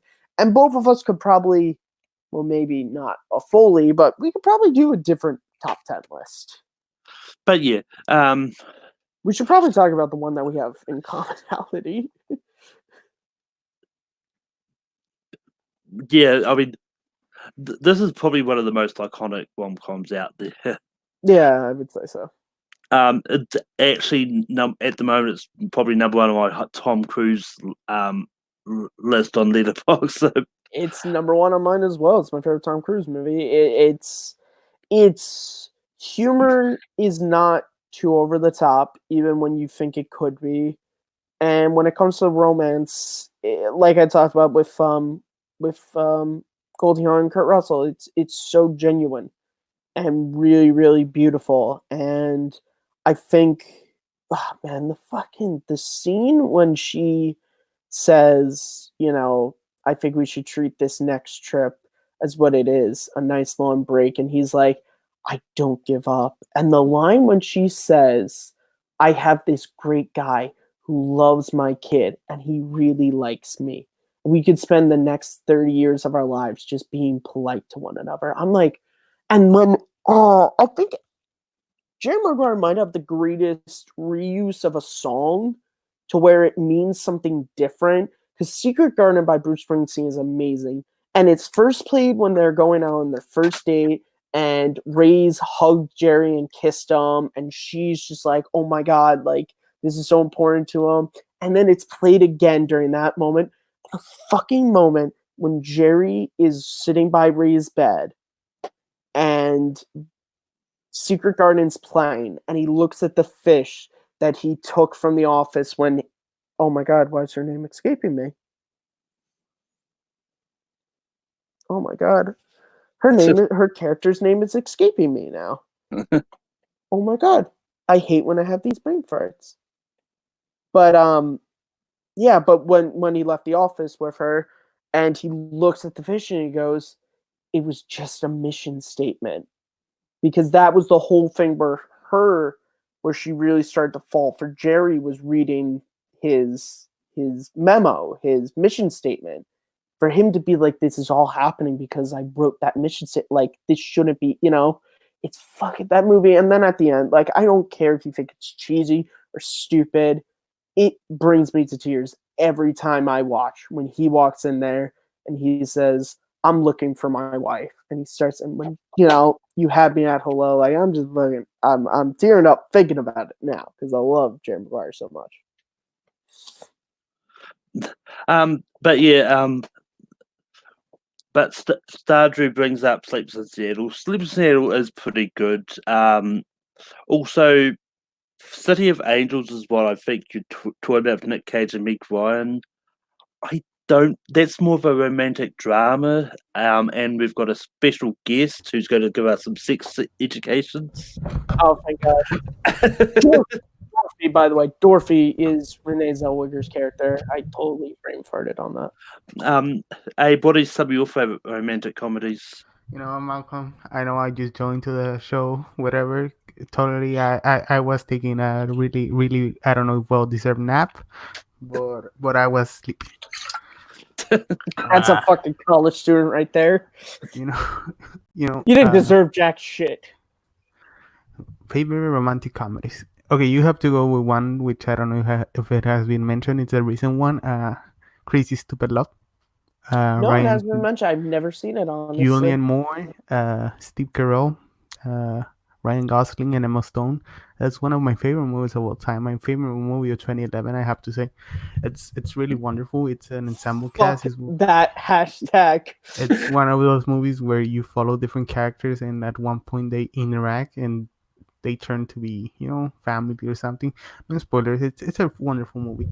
Another romantic comedy which I have to find on my Letterboxd because you have to go with a classic one, the which some people may call the standard. And I'm not talking about Annie Hall. I'm going way forward. I'm going to 1934 with It Happened One Night, Best Picture winner.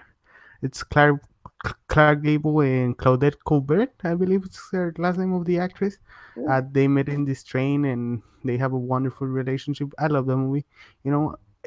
If I have a man crush on a man, that's Clark Gable, like Gone with the Wind, that movie, and several of his other appearances. That one, you should watch those movies. Have any of you watched It Happened One Night? No, I haven't. I haven't seen that one. It's wonderful. We're talking man crushes. We already talked about Jerry Maguire, and Tom Cruise is easily my man crush. Yeah, but Ryan Gosling, I have to say too. I'm sorry. Has Ryan Gosling hung out of a fucking airplane? I don't think so. Well, yeah, but I will hang from Ryan Gosling though.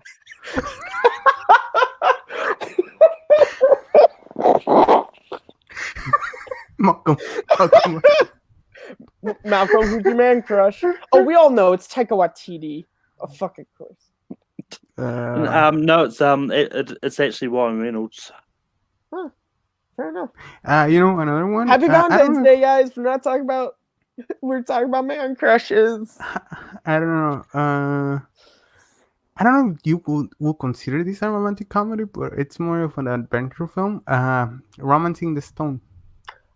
I would say No, it's right? more. There's an argument to be made. I think it falls more into the adventure category, but there's a slight argument to be made for it. Let me just pull my letterbox because I think for a man I really watch a lot of romantic comedies. Me and Malcolm were just talking about that. I've been watching these movies since I was a kid. I've always been interested in romances since I was a child. So yeah, guys, we need to stop this stigma that men can't like rom-coms and romances. That's bullshit. Look, women can like Michael Bay movies. Guys can like rom-coms. Yeah, no. Fuck you if you don't think so.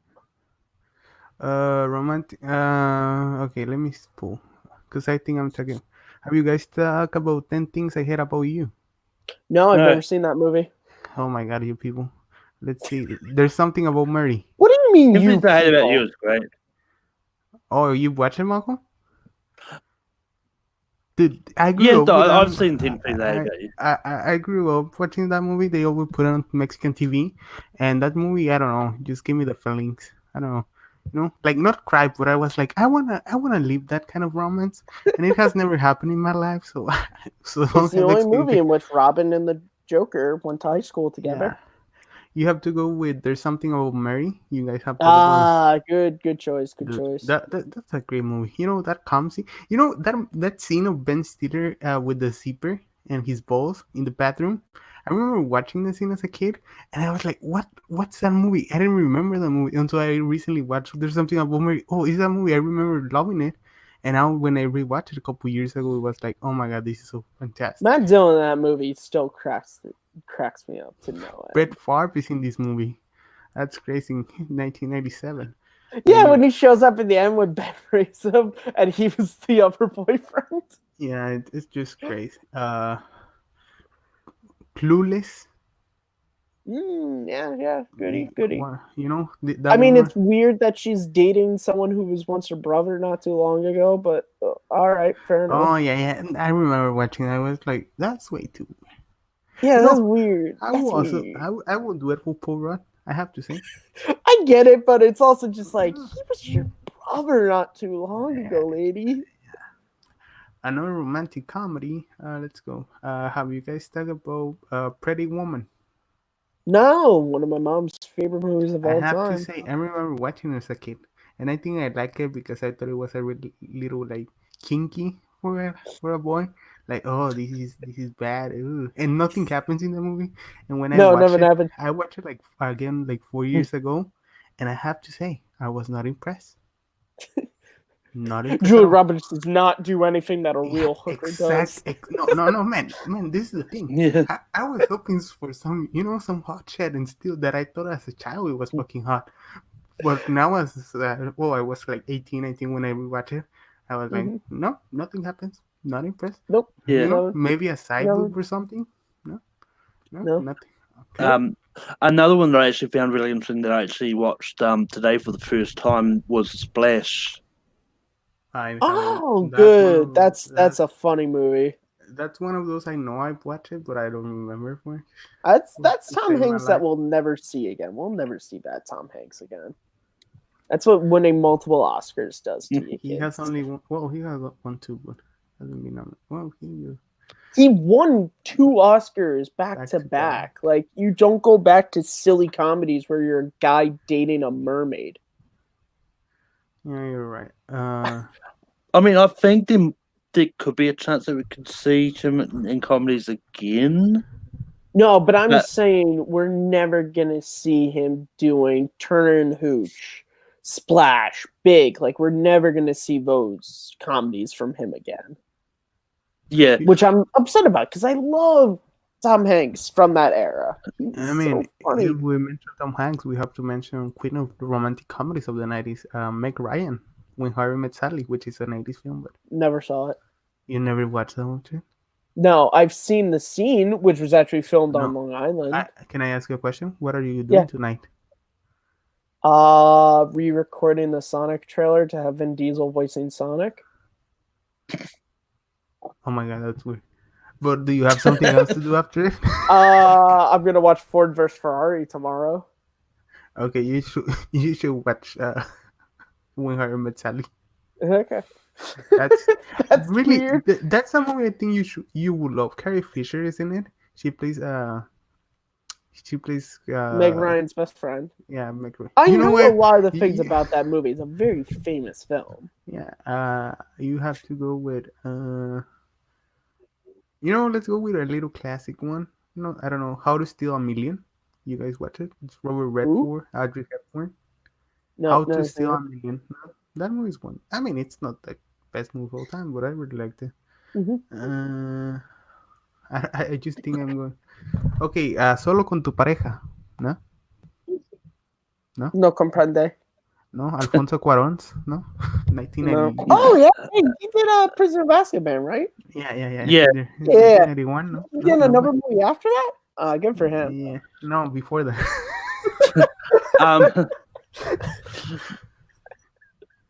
Um, but like another thing, then like Netflix have done a lot of good original romantic comedies because Good. well I mean Words. well they did Always Be My Maybe from last year, which was really Which is good. really good. That Keanu Reeves scene, just fantastic. And so I thought that was SPF something. no, that's Keanu Reeves. No, the other one is To All the Boys Love Before the P.S. I Still Love You. That's different one altogether. You know that guy from that movie has a sex tape. Well, I don't know if it's a sex tape, Shit. but he has a video. Abe's watched it several times. I've watched it. I have to say, I've watched it. I won't like myself. But yeah, going through the romantic comedy movie category on Netflix comes up some interesting ones I don't think really are. Because they've got 2011's Red Riding Hood and romantic comedies, or all romantic movies. No. I have like another 20 viewers. Me to keep going. Look, Excuse me. Sorry. I'm gonna keep going because Malcolm is talking. But Intolerable Cruelty, the Coen Brothers, George Clooney, Catherine Zeta-Jones movie. No, have you guys watched it? 203. I have to say, a lot of people say, have you watched it? I think I've seen it. I'll probably remember if I have. But yeah, there's no woman hottest in any movie than Catherine Zeta-Jones in that movie. She is just. I'm gonna disagree with you on that one, but you haven't watched it. You can. What's your choice? I mean, I have to say, if it's Jamie Lee Curtis in True Lies, that dancing scene, oh my god. No, probably like she's not my favorite, but Jessica Lange in the '76 King Kong, I think, is a running for hottest woman in a movie. I have to say, I've only seen clips of that, and pretty good. Well, have you seen the clip of her with Kong and his little finger there? Because no, I have not. Dude, Kong fucking strips her. But yeah, like I mean. Basically, what there is a lot of romantic comedies out there that are great. That's basically the summary of that. Summary of that from 3 single guys on Valentine's Day. Can I mention one last one? Yeah. Yes. Why not? Which is one of those that those kinky ones. Look, I want to mention 3. One from last year, Long Shot. 2 girls, 1 cup. No, Long Shot. Charlize Theron and Seth Rogen. That movie is just so fucking great. Second favorite movie of the year. Nobody watched it. I don't know why, but that movie. If that movie was on Netflix, it would be everybody would be loving it. But I have to say, The Girl Next Door. Have you guys watched it? No. It's this. Yes. Yeah, that movie. Is that the one about the guy trying to get the porn star to fall in love? No, they date. They actually do. And she says, "Oh, I love you, and I don't know, and I don't want you to be." And at the end, they do a sex education video. No, I should see this movie immediately. It's really good. it's actually not that hard, but like it's they go to a porno convention. And just last one. You have to go with Judd Apatow. Matt's documentary of life, the 40-year-old virgin, I guess, or mine or Malcolm's. I don't know. Malcolm, are you married? No. All No, you right, should. yeah, Yeah, that's weird. Knocked Up, that's on my top 5. Number Forgetting 5, Sarah actually. Marshall, Forgetting Sarah Marshall. You know what? So this is the thing. So my brother a couple years ago for my birthday got me one of those like multi DVD packs, and it was romantical movies. It was Knocked Up, 40-year-old virgin, Forgetting Sarah Marshall. I watched all 3. I did not find Forgetting Sarah Marshall to be that great. No? I thought Knocked Up and 40-year-old virgin are great, and I will agree. I relate way too much to I was Steve I was Carell just and 40-year-old virgin. I I was- mean, guys, look at this shit. Oh, you can't even really see, but look at this shit I have on my fucking stand. It's too much like his room. Oh, man. I don't. My room is similar, but I'm not home right now. I'm on But witness yeah, protection program. but yeah, I like some of Judd Apatow's stuff. I personally think Forgetting Sarah Marshall's very overhyped. It's fine, but it's not as good as people make it out to be. I really liked it. I don't think it's wonderful as many people think. I think it's just really funny. It has a nice love story. But anyway, on that note, going to move on and bring in questions that we brought over from last week, because I was too lazy and actually didn't ask for questions for this week. But I did promise I'll bring these ones over because we ran out of time. But the first question is Zadius wants to know what all of our favorite DC superheroes is. Matt, we'll know what yours is. Yeah, it's easily it's gotta be Booster Gold. 100%. No, I actually like Booster Gold a lot. It's Superman. It's pretty. My reasonings, to make it very short, he's the character that no matter what always looks for the good in people and defends it even when people laugh at him for it. I just really respect him on that character. Want to hear more? Listen to me talk about the first Chris Reeve film from last week's episode. Abe, is your answer going to be the same thing? No, I have to say it is gonna solve kind of everybody's favorite character is had to be Batman, but because that guy, everybody roots for him. You know, when you saw Batman, it's like, oh, that guy, that's gonna be good. That's gonna be something special. Well, unless it's 1996, which is a different story.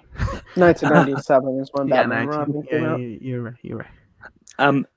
Talking about Batman, what did you see the reveal of the suit? What did you think of it? Yeah, I have to say, everybody was overhyping this, and it's, you know, for me, it's watching every Batman costume is like there's been thousands of them, so every iteration, you know, the iteration. Yeah, that shit. It just doesn't surprise me. It's like, oh, it looks like Batman.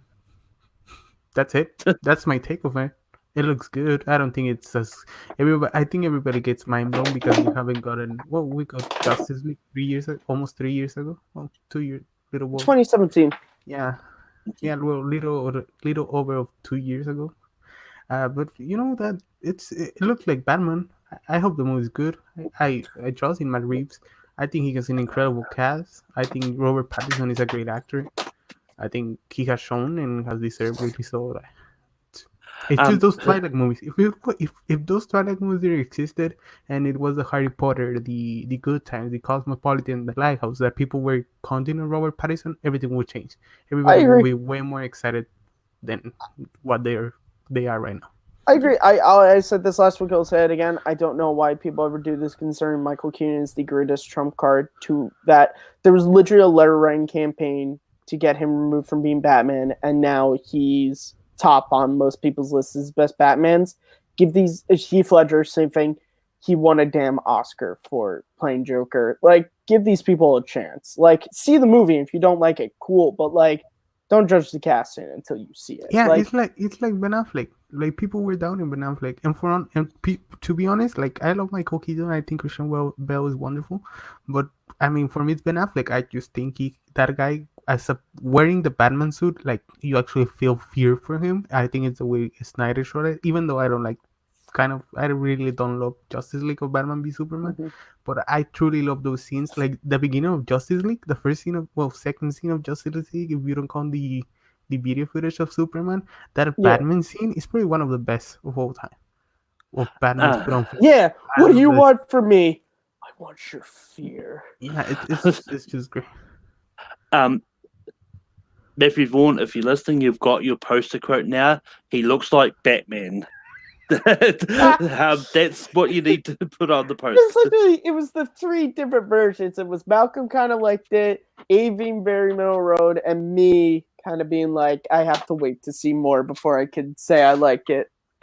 But like I can lean with any. I mean, it's a good suit. It's Batman. Okay, It looks like Malcolm, who's your favorite superhero? DC. My favorite DC superhero is the Flash. Shocking. I knew it was going to be that or Arrow. I've never been a fan of the character of Arrow. I mean, I love the show Arrow. The character is just, to me, has always been a discount Batman. He's never been that interesting to me. The Flash is just one of those ones that I always love watching. Even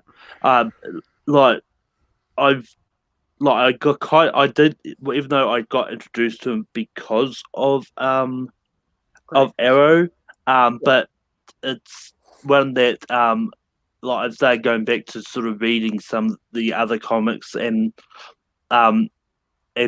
maybe I might eventually go watch the 90s show. Do it. But dude, I will give you my fucking logins for DC Universe if you are going to watch that show. but I think that's illegal. yeah, I was about to say I don't know if that would represent they would recognise yeah, New it Zealand. if when I try watching it, the IP's not coming from the bit. But Well, fuck you, Malcolm, for having to be in New Zealand. But talking about costumes, Albert wants to know what has been our favourite DC movie costume or outfit that they've used for their characters. Probably I would have to say it's probably either Chris Reeves' suit from the first movie or Michael Keaton's suit from the first Batman movie from '89. For me, I actually quite like Henry Cavill's Superman suit. And I don't hate the Flash's suit from the movies. It's fine. What's your favourite suit from the DC movies of any character? Abe? Oh yeah, I was thinking about it, but yeah, I said it and I said it again. That Ben Affleck costume from the one that he shows at the beginning. I just always wish we would have gotten that Ben Affleck directed Batman, and it's just one of those things that would be haunting me. But I mean, I guess his mental health is way more important and everything which he was going through behind the scenes. But yeah, that Ben Affleck, I love that logo, which is from The Dark Knight Returns, right? If I'm not mistaken. Yep. I have a shirt of that. I have a shirt of that. It's probably my favorite shirt. I don't have it with me because it's in my house. But now I'm wearing Henry Cavill's Superman. And the last question we have is from Ryan Payne, and he wants to know what DC supporting character would we have liked to see in the DC EU before Justice League? I'm sorry, what's the question? What DC supporting character would we have loved to see in the DCU if Justice League hadn't forced them to change their direction? Oh, well, fuck off. We don't know if they changed the direction, people. First off, They did. hate when people say that. Secondly, so I'll just say what characters I would like to see in the DCU. Oh, there's so fucking many characters. Can I say? Yeah, go. He's more of. I mean, he's on the spoiler a lot, but I would really like to watch Jon Stewart. He's one of he. I remember the Justice League cartoon, which was my introduction to him. I just love the presence, and I think an Idris Elba in that role or something like that, that would be just incredible. You have to say Martian Manhunter. I know it's in Supergirl, but I'm not really into watching TV shows. It's hard for me to watch every week. I'm more into binge watching, and I've tried to watch those CW shows, and not for me, I have to say. But yeah, any of those two, which you will call supporting to them, to the likes of Batman, Wonder Woman, Superman, but I mean, they're leading in their own comics. I think I have my answer. I would love to see Nightwing, Dick Grayson. I think, which yes, I know. I guess going based off of what people are saying, I would have loved to have seen like Nightwing in the Affleck universe, kind of who, because it's at least to me it was pretty clear that like Jason Todd, that was the Robin that was killed. They've known death in the family, so there was a Dick Grayson before that. We can assume. Would love to have seen sort of the Affleck universe's version of Nightwing, like who was the Robin that was trained by Ben Affleck, and what did he grow into? I would have loved to have seen. Barbara Gordon. Yeah, Barbara Gordon as well. I honestly, I think the pairing of them would have been really cool. I always loved that relationship in comics, and I think it was always very weird that when Dick Grayson left, she stayed behind. I always felt like they should have left together and sort of went off and been Nightwing and Batgirl together instead of, Barbara sticking around Gotham. It always seemed weird to me, but to each their own. Yeah, and like for me, I know we were supposed to get her in Justice League, and that's Iris. I would have loved to see what the iteration of Iris would have been like in the movies, but now I've got to sort of wait till can't be worse than the Flash. I like that iteration. I know you do, Malcolm. But hey, DCU in the Flash movie, all you gotta do, make her not a shitty failed reporter, and you'll be points above the Arrowverse one. But yeah,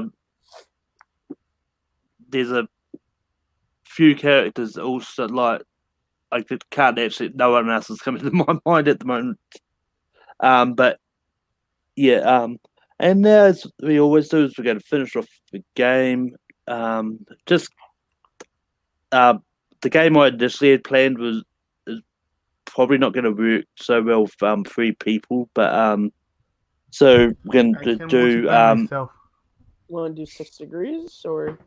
Yeah, I was about to say we'll do 6 degrees. All right, fuck it. We all know the rules of 6 degrees, I believe. So what order would you like, Malcolm?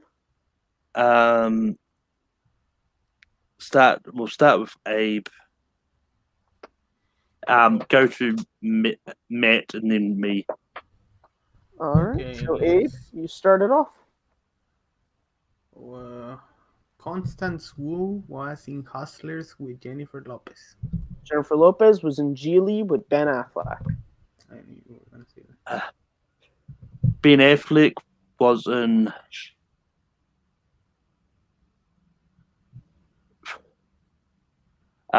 Daredevil with Jennifer Garner.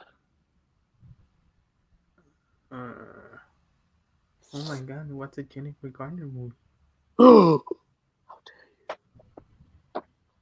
Oh, Jennifer Garner was in Love, Simon with...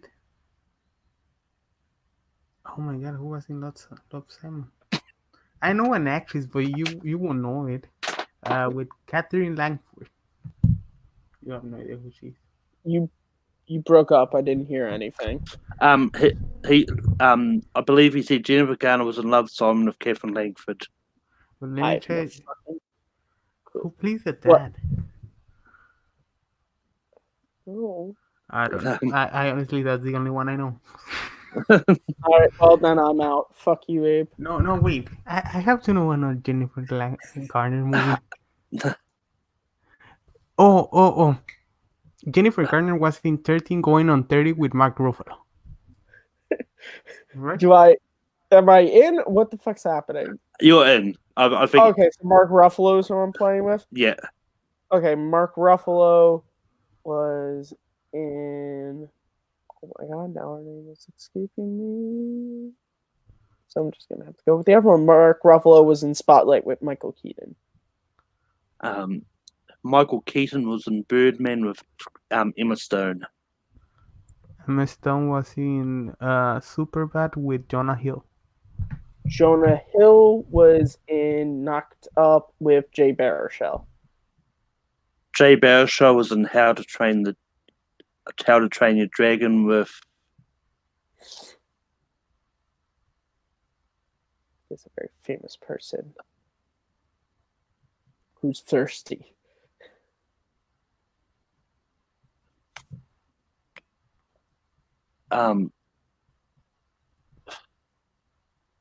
What's the countdown? Jay Baruchel was in How to Train Your Dragon 2 with Gary Oldman. Okay. Jerry B was who I was going with. Gary Oldman was in.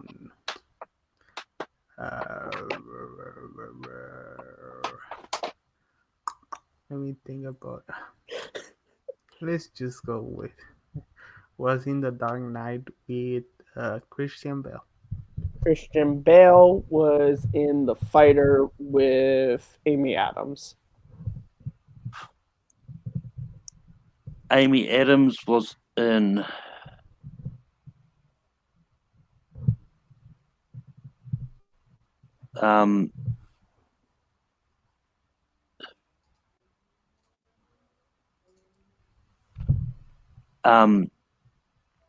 Was in Batman v Superman with Holly Hunter. No, it's not Holly. It's not Holly Hunter. It's Diane Lane. If you're thinking about. No. He's figuring about who played the senator, which I think was Holly right. Hunter. No, you're right. You're right. Yes, Holly that's Holly Hunter. No, Yep. you're right. Holly Hunter, yep, played the senator. Yeah. Holly Hunter was in The Big Sick with Ray Romano. Ray Romano was in The Irishman with Al Pacino. Duncan Chino was in Jack and Jill with Adam Sandler. You dumb motherfucker. Adam Sandler was with Jennifer Aniston in Just Go With It. Jennifer Aniston was in We're the Millers with Emma Robertson. Or Emma Roberts, I'm sorry. That's something.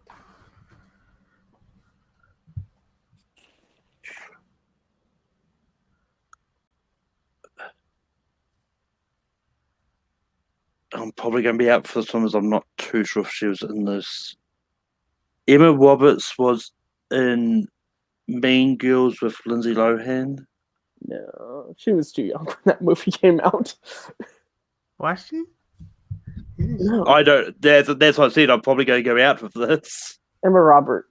Let me Google. She was not in Mean Girls. Would you like me to Google to make sure? Oh, I'm doing it because, as I said, I'm pretty sure I'm out. So. Oh yeah, she will be way too young. Yeah. Damn it! I think I was thinking of the Rachel McAdams, Regina George. Rachel McAdams was one I couldn't remember from Spotlight. That's what I was trying to do for Spotlight. Her name escapes me. Fucking Rachel McAdams. We're just forgetting her. All right, Abe. It's just you. So you go because you, or I go. Who goes? Yeah, who goes, Malcolm? You make the rules. It's your show. I mean, I can start afresh because I went out. Rainn Wilson was in Super with Michael Rooker. Michael Rooker.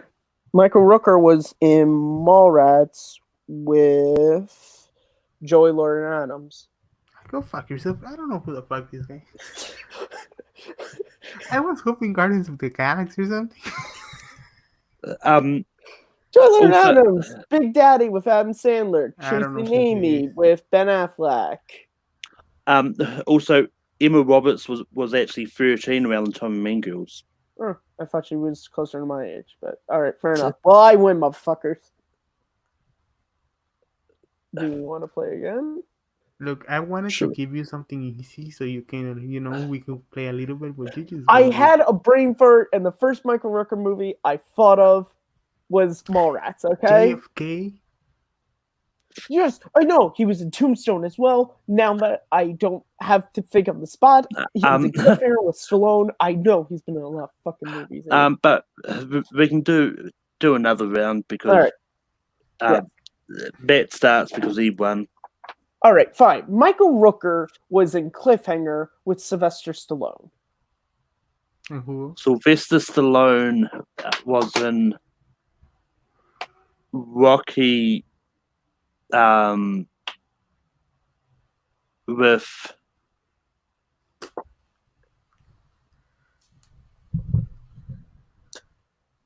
why am I blanking on the name? I don't. What are you thinking of? The woman? The man? Sylvester Stallone was in Creed with Michael B. Jordan. Oh, you mother. Michael B. Jordan was in Fantastic or Fantastic Four with Miles Teller. Miles Teller was in Whiplash with J.K. Simmons. I was going to go Melissa Benoist, but I know she hasn't done many movies, so you're welcome. J.K. Simmons was in. Which one should I go with? There's so many.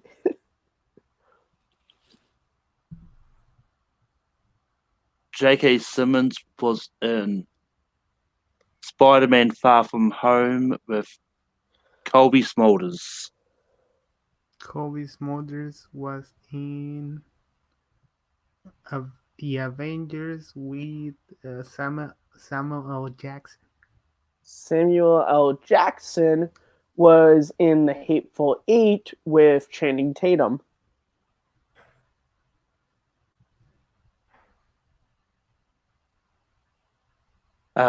Channing Tatum was in a movie with people, but Channing Tatum was in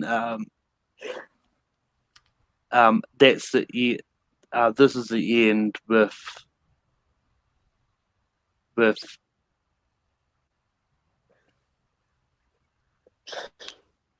When do you call time? Jonah Hill. Jonah Hill. Okay. Jonah Hill was in The Wolf of fucking Wall Street with Margot Robbie. Was that the fucking Mexican title? No. Well, The Wolf of Wall Street.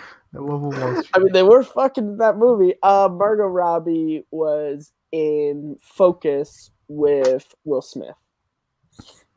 Underrated movie. Yeah, it was pretty good. Will Smith was in Aladdin with Naomi Harris. Naomi Isn't Naomi Harris? wasn't in that movie. Yeah. I It's think you're thinking Naomi Scott. Yeah. So is Malcolm out? Yeah, Malcolm's out. Oh, I guess The curse of the actors. I knew it was Naomi someone. It's all good, Malcolm. All right, Abe. See you me again. Let's stay with the Aladdin team.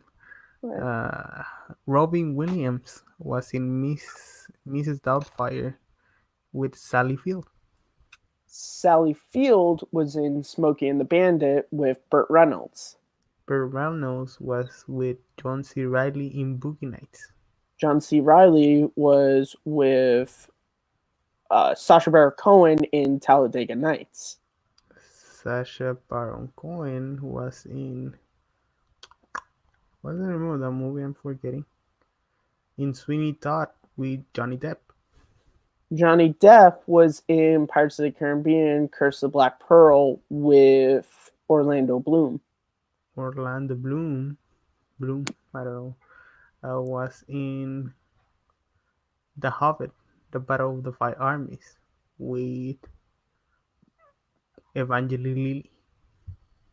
Evangeline Lilly was in Ant-Man with Michael Douglas.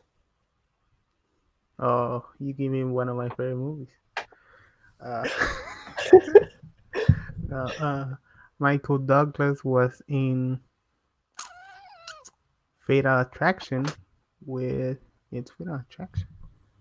Yeah, with Glenn Close. Is it that one? I always get them confused. Yeah. Is it Glenn Close? Look that up. No, it's not Fatal Attraction. Oh, damn it. I know he's in what Fatal Attraction, but I don't I think am it's looking it up. No, it's Yeah, not. Glenn Close is in it. Yeah, Oh, okay. Yeah, I was confusing it with, the one where the woman chose. Basic Instinct. Take Yeah, it. Basic Yeah. Instinct. Okay. So Glenn Close is my person. Okay, Glenn Close was in Guardians of the Galaxy with Chris Pratt. Chris Pratt was with Emily Blunt in the 5-year engagement. Emily Blunt was in Edge of Tomorrow with Tom Cruise.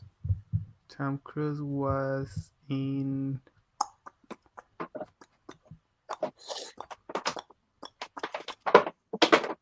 What's a movie I'm thinking of? I don't know. Was in Mission Impossible with Big Rames. Ving Rhames was in.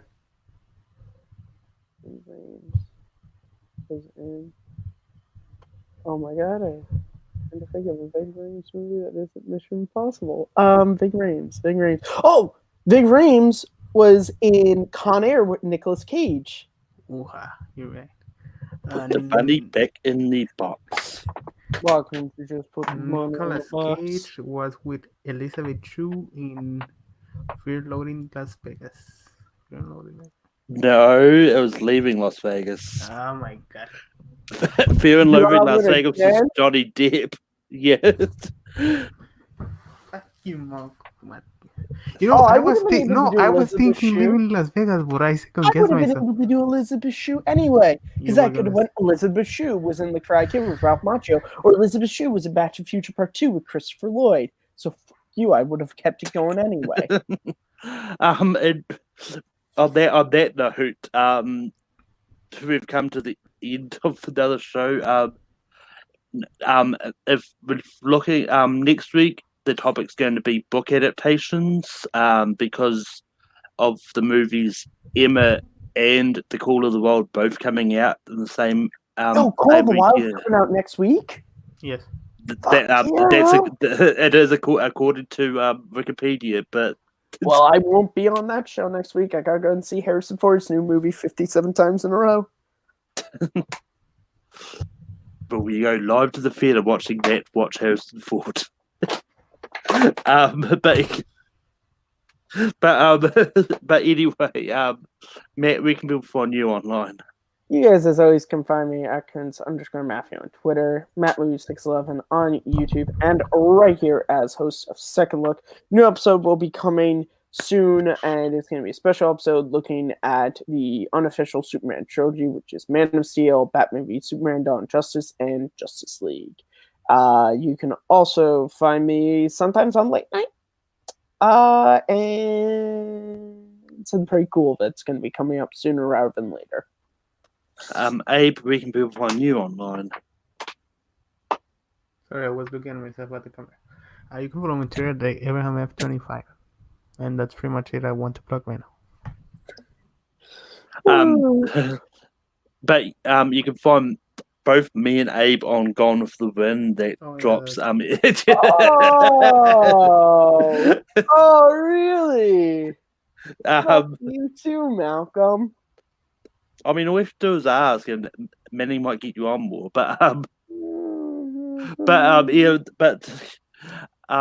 you can also find me hosting Late Night Take 3 every week, rank them every Saturday. Tomorrow's topic is going to be ranking the best director winners, which should be a lot of fun. And you can also find me hosting Formula Random over on the Formula Trivia page every Tuesday, and this week's match will be on Oscars as well. But from all of us here at Take 3, enjoy the movies, and I have buddy ears. Fuck Valentine's Day.